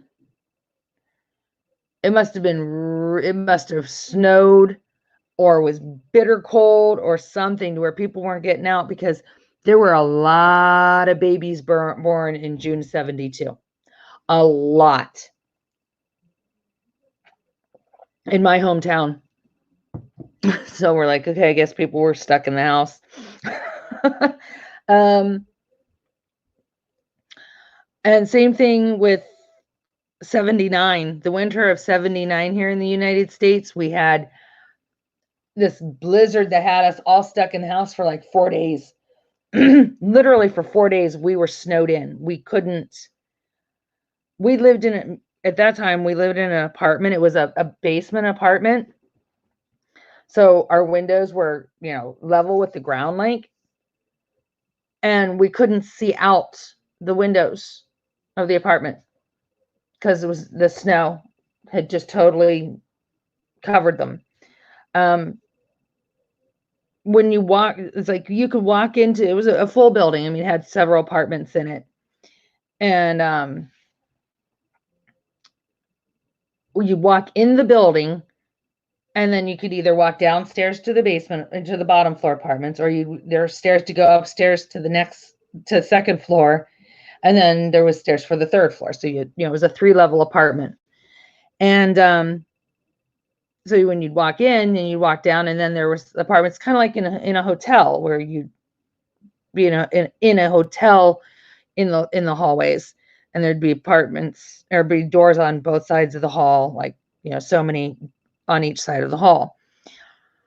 Well, when you'd walk out of your actual apartment, your unit itself, into the hall to go up the steps or down the steps to go to the main door to walk out of the building, you couldn't even open the door.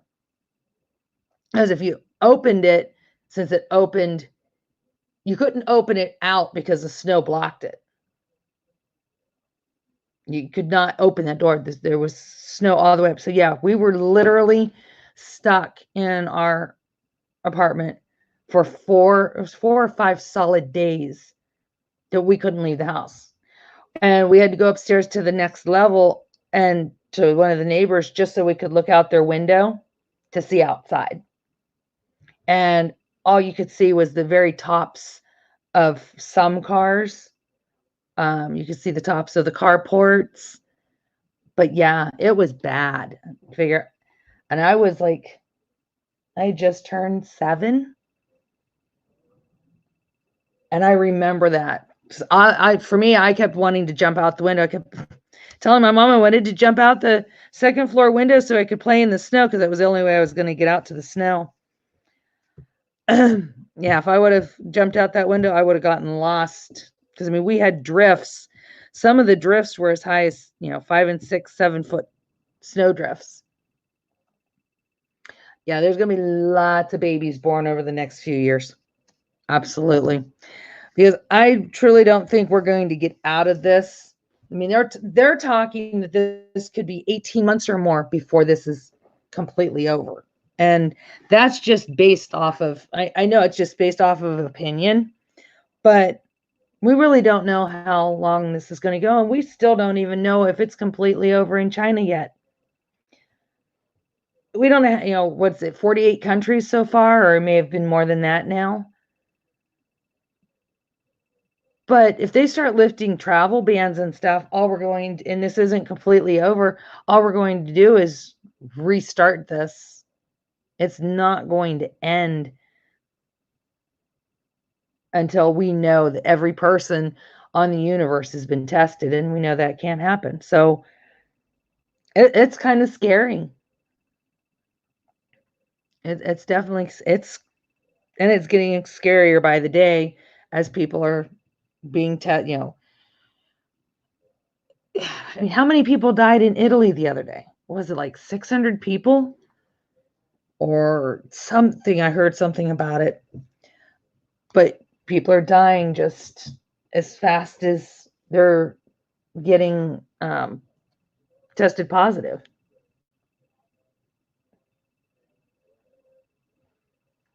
Oh, is this your final year of school?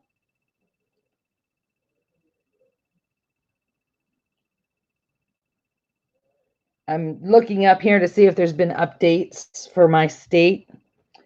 Um,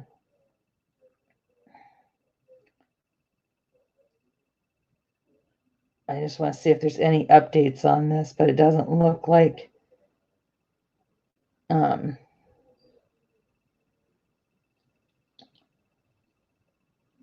One second here, trying to.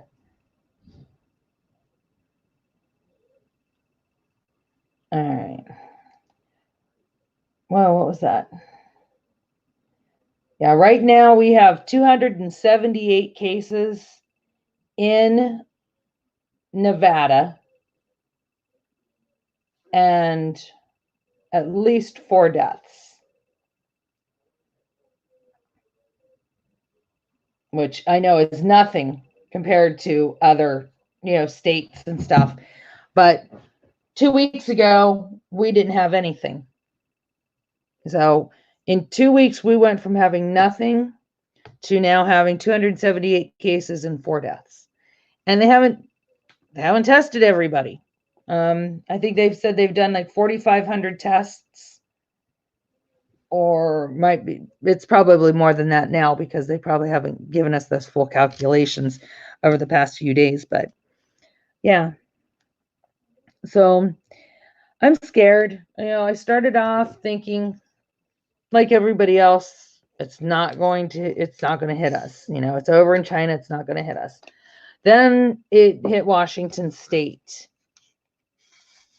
And can I check Austria? Yep. Let me see here.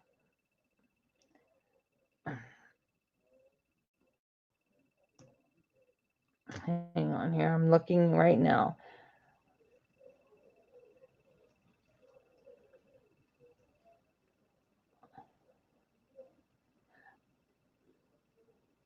Okay. Let's see. Okay, well, according to this, we're not getting, let's see, update.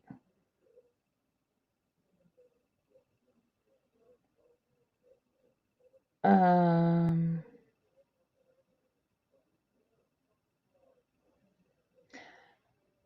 it says Austria is investigating a bar at a popular ski resort for allegedly not reporting a case of the coronavirus.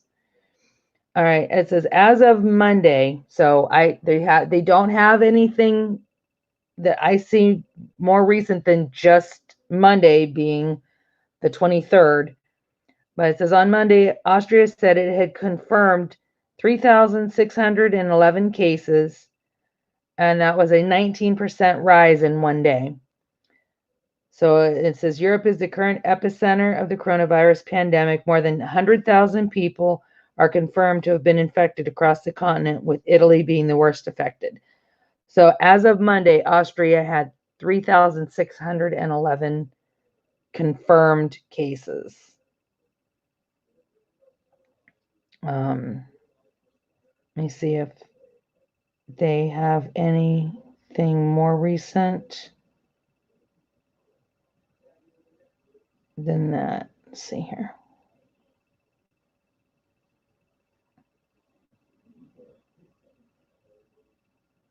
Oh, okay. Well, this was posted 10 hours ago. Vienna, Austria.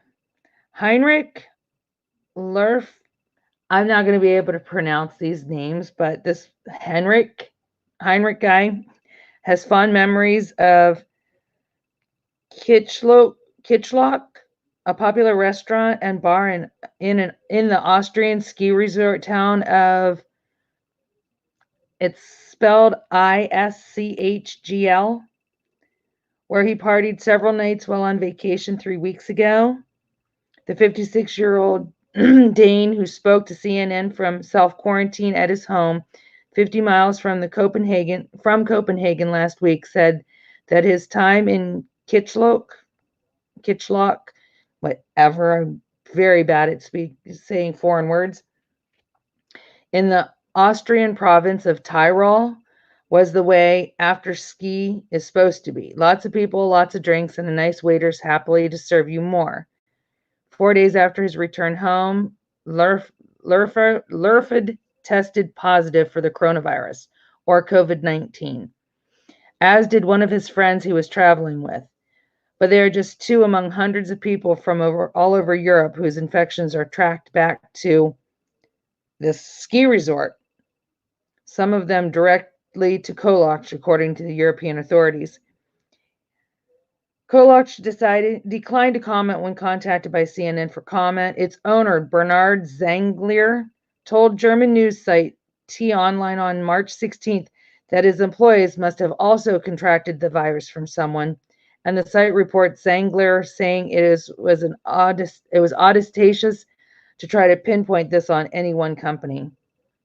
Despite an official warning from Icelandic government on March 4th that a group of its nationals had contracted the coronavirus from the Australian ski resort and the partying that goes with it, to continue for another 9 days before fully quarantining the resort. On March 13th, bars in Ischgl were closed on March 10th.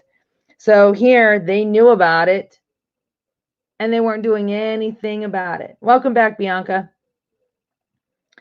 Said even after a bartender tested positive for the virus, the medical authority of Tyrol, where ski tourism is one of the biggest economic drivers, reiterated in a press release on March 8th that there was no reason to worry. CNN has reached out to Frank Katzgraber, the director of Tyrol's medical authority, for further comment and not received a response. In the neighboring villages of that ski resort, around 500,000 visitors each winter, with high-profile celebrities and politicians such as Paris Hilton, Naomi Campbell, and Bill Clinton among them in previous years. So basically, the heading on this said how an Australian ski resort helped coronavirus spread across Europe. Because these particular people were so stupid, because if they would have had to close that ski resort down, they would have lost those 500,000 resort visitors during those months. And it's all about the almighty dollar. It's their economy. It's not the safety of their economy is really going to go down the drain when people start dying off and being sick because they can't spend money. They're not going to have money to spend because they're going to be dead. How is that going to help business? I just don't get where people's minds are. I really don't. So Europe can thank that ski resort.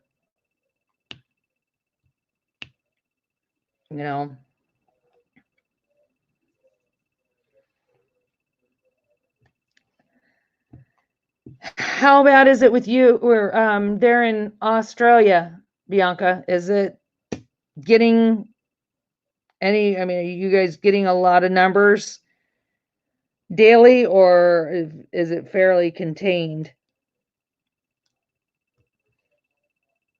We're finally able to get toilet paper and stuff here now. I think the buying has, well, it's because they're limiting it now, but the buying, for the most part, I think is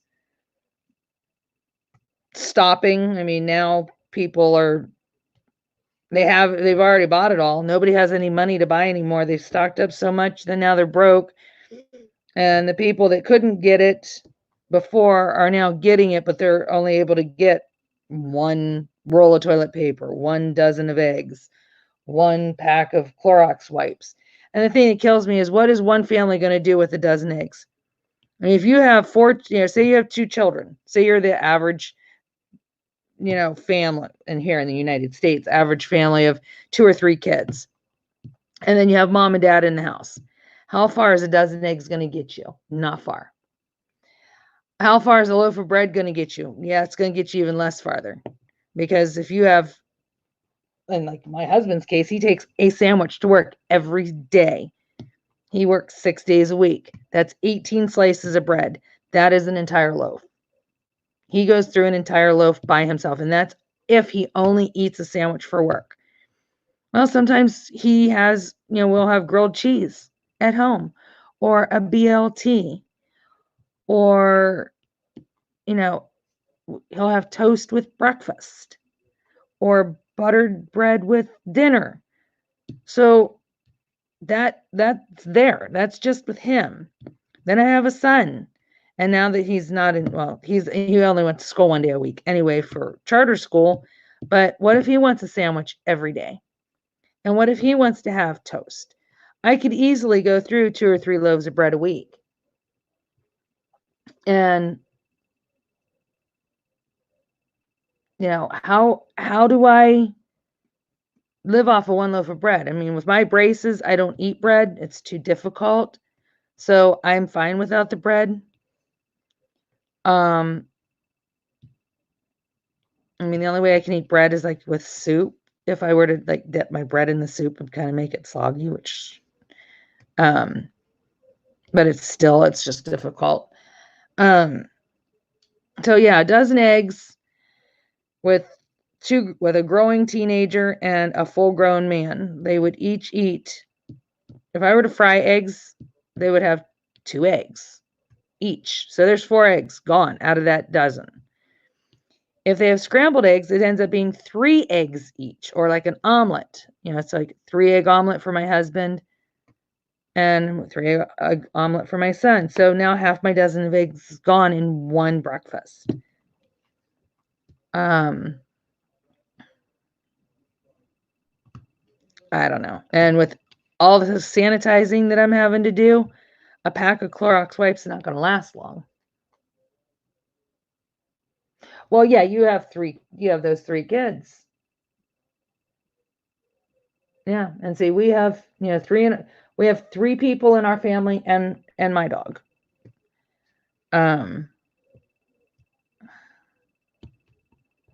If people would have just cared about one another a little more before all this happened, we wouldn't be on such a limit, because we don't have a food shortage. That's not the problem.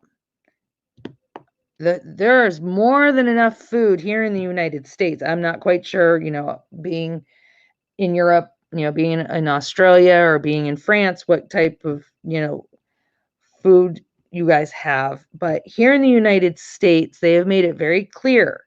And I know this on a personal side because my best friend's husband is a long distance truck driver. And he's been in the warehouses when he's picking up loads or dropping loads off. There is more than enough food. We have no problem with the food. The problem is they can't get it to the stores fast enough. As soon as they drop a load off, within a day or 2, it's all gone. And these truck drivers, they can, it takes time to get to these places. And it takes time then for the stores to be able to get the stuff inventoried in and then on the shelves. And they no sooner get it on the shelves and it's gone again. So all these people that are saying, if there's not a food shortage, why isn't there food in the stores? Well, it's because you people are, when I say you people, I'm not directing you people, not you people, but people in general are buying it faster than they can restock it. So, I mean, I did do a stock up, but I didn't do it right away. And even when I did, it's still, I bought 3 of everything that I was able to, at least 3, because like there was no meat, literally no meat. When I went into the 2 different grocery stores, no meat. There was no chicken. There was no ground beef. There were no roasts. There was no sausage, like ground sausage or link sausage, nothing. So I had to revert to buying canned goods like SpaghettiOs. And I'm not quite sure if either of you are familiar with these things, but they're canned pastas, and ravioli and canned tuna. I bought, lots of canned tuna because, well, I can make tuna salad. I can make tuna casserole. I can do like a creamed tuna. I could do pasta with tuna. So, I mean, there was a lot that I could do with that. But, so everything I got at that store was all canned goods. When I finally did find a store that had any kind of meat, it was sausage. It was ground sausage. And they were in the 1-pound rolls.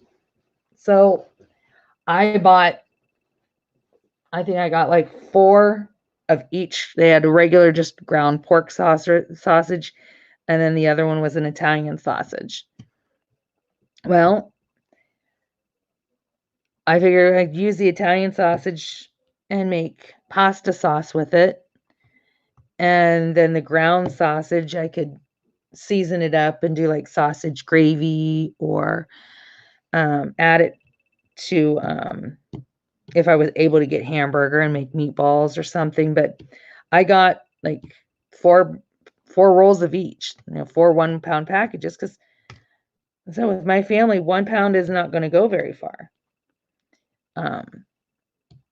But I stocked up on what I was able to, and I bought the limits that they required.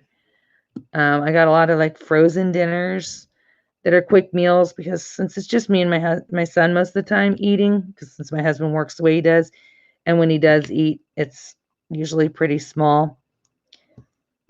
And I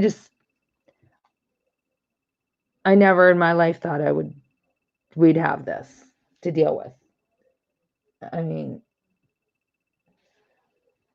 the pandemics, I really thought were over after, where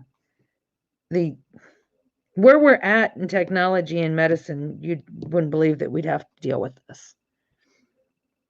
Sorry. I'm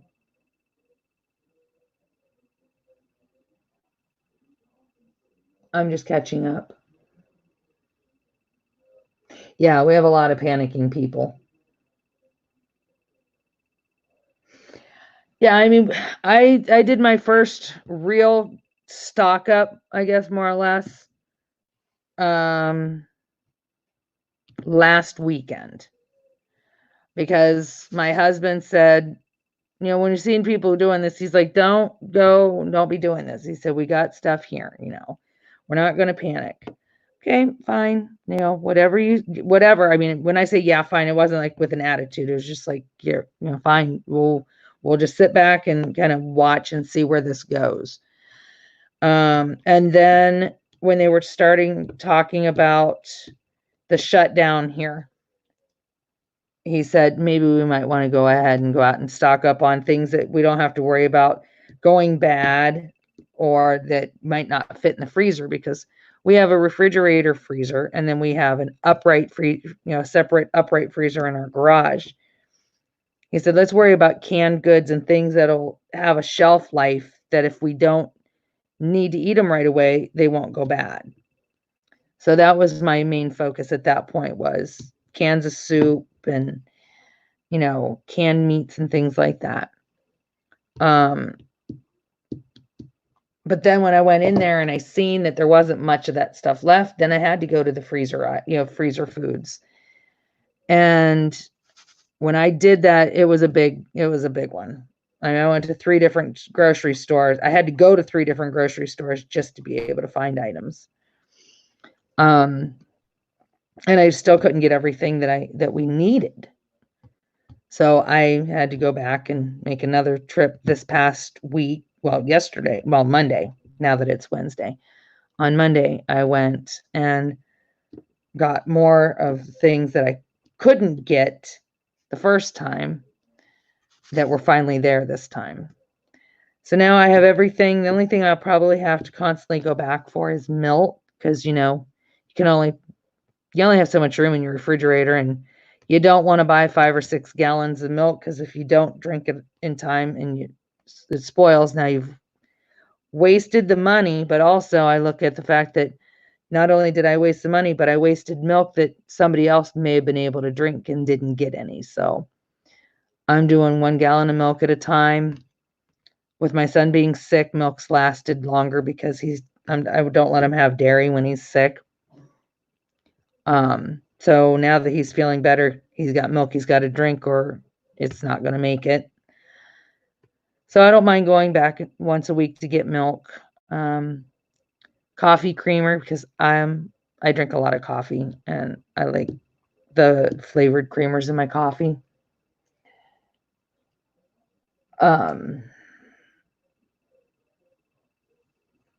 than that, I think we're pretty good. I mean, I couldn't get bread for 2 weeks. I couldn't get bread. We were on actually, when I buy bread, because my husband goes through it so much, I usually buy 4 or 5 loaves of bread and I put them in the freezer. And the last time I had bought bread was before we had any pandemic here or anything to even be worried about here in the United States, because I had 4 or 5, maybe 6 loaves of bread in the freezer. Well, we were down to our last loaf of bread, and that's what I went out for on Monday, was to get bread, hoping that I could find it somewhere. I had already planned on driving around town until I found a loaf of bread. And fortunately, I did find bread. So I bought 7 loaves. Between 2 different stores, I bought 7 loaves of bread. That way, I knew that if bread ran out again, my son and my husband would be able to have lunch.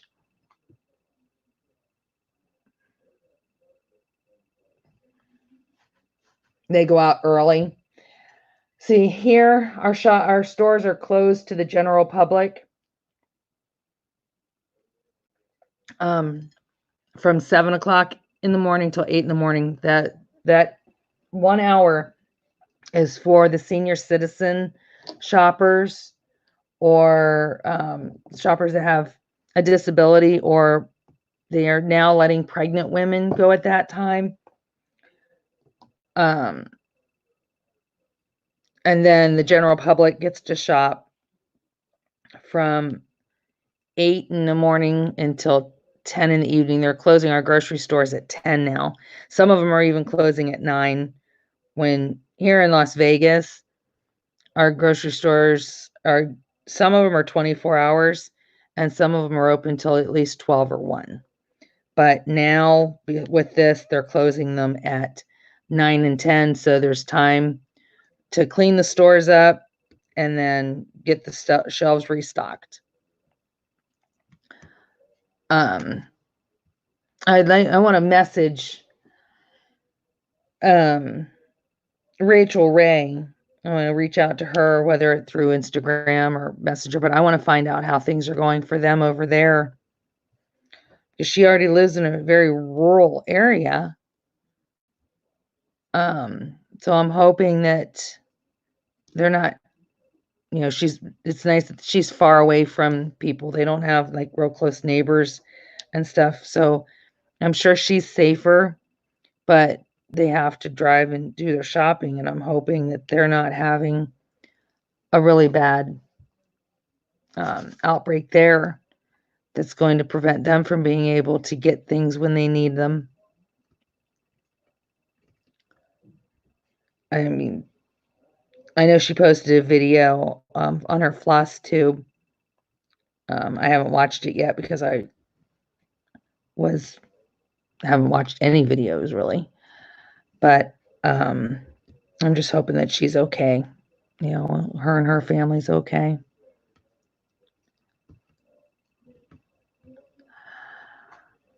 But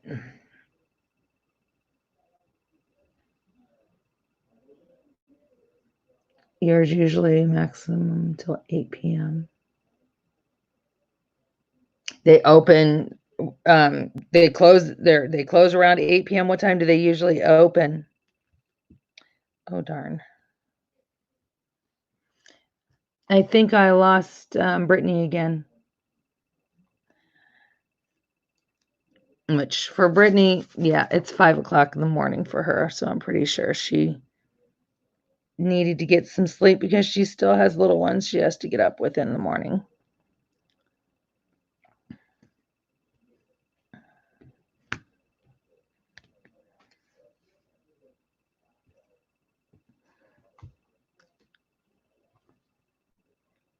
What is that crackling? I hear it's crackling behind me and I don't know where it's coming from. It sounds like my dog has a piece of paper or something, but I can't find my dog. So,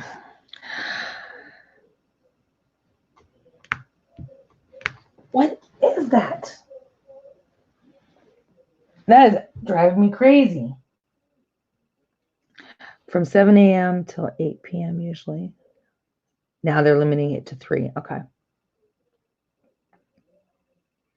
Yeah, ours usually, the ones that closed at midnight would open at 6. You know, if they closed at midnight or 1, they were usually open by 6. And now they are opening, like I said, for the senior citizens, for the disabled, or immunocompromised. They are open from 7 to 8, and then from 8 until, which they said on the news, there was 700 people that showed up at 7 o'clock in the morning to go grocery shopping. Those were the senior citizens, the autoimmune, compromised and pregnant women, such. 7 o'clock in the morning, 700 people showed up. You know that store did not get to open up to the general public by 8. There was no way that 700 people got through that grocery store, got all their groceries, got out of the line, got through the line, paying for their groceries, and out of the store in an hour. That's not even possible. So, and this was on the news, so I didn't get to hear what time they actually opened to the general public, or if the general public started walking in, which if that's the case, then there's going to be a big issue there because those are more people that just risk, being compromised.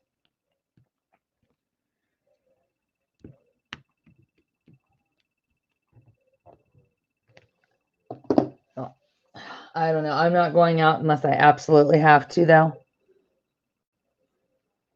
Which fortunately won't be for a while. I hope. If I can get through till like Monday, at least Monday, with the milk that I have and the coffee creamer that I have, which I got to cut back on my coffee in order for that to happen. But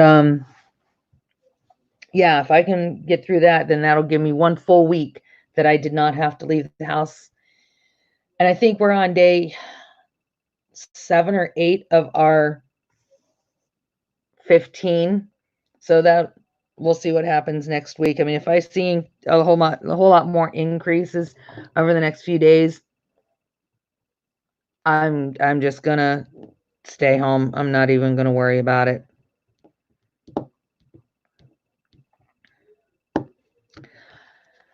Oh, I'm sure, Ellie. I'm sure this is rough on you with your not being able to. I mean, Said you're still so young. And do you live with your parents? Are you still living at home? So, if you're still living at home, at least you're able to see your parents. You don't have to worry. But if you've moved from home, then yeah, that makes it difficult.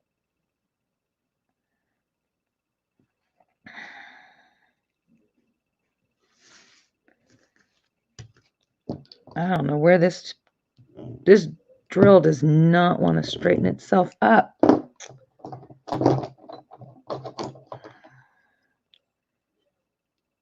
I mean, this thing's so crooked you'd think this drill was drunk. I can't get it to straighten up for nothing. There we go.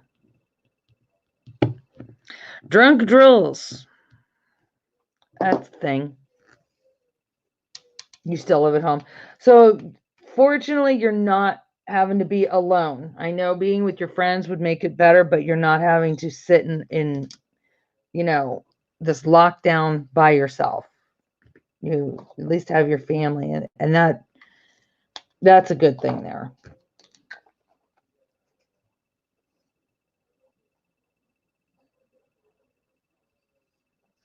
Yeah, you don't care for you don't want to spend you don't spend a lot of time at home normally.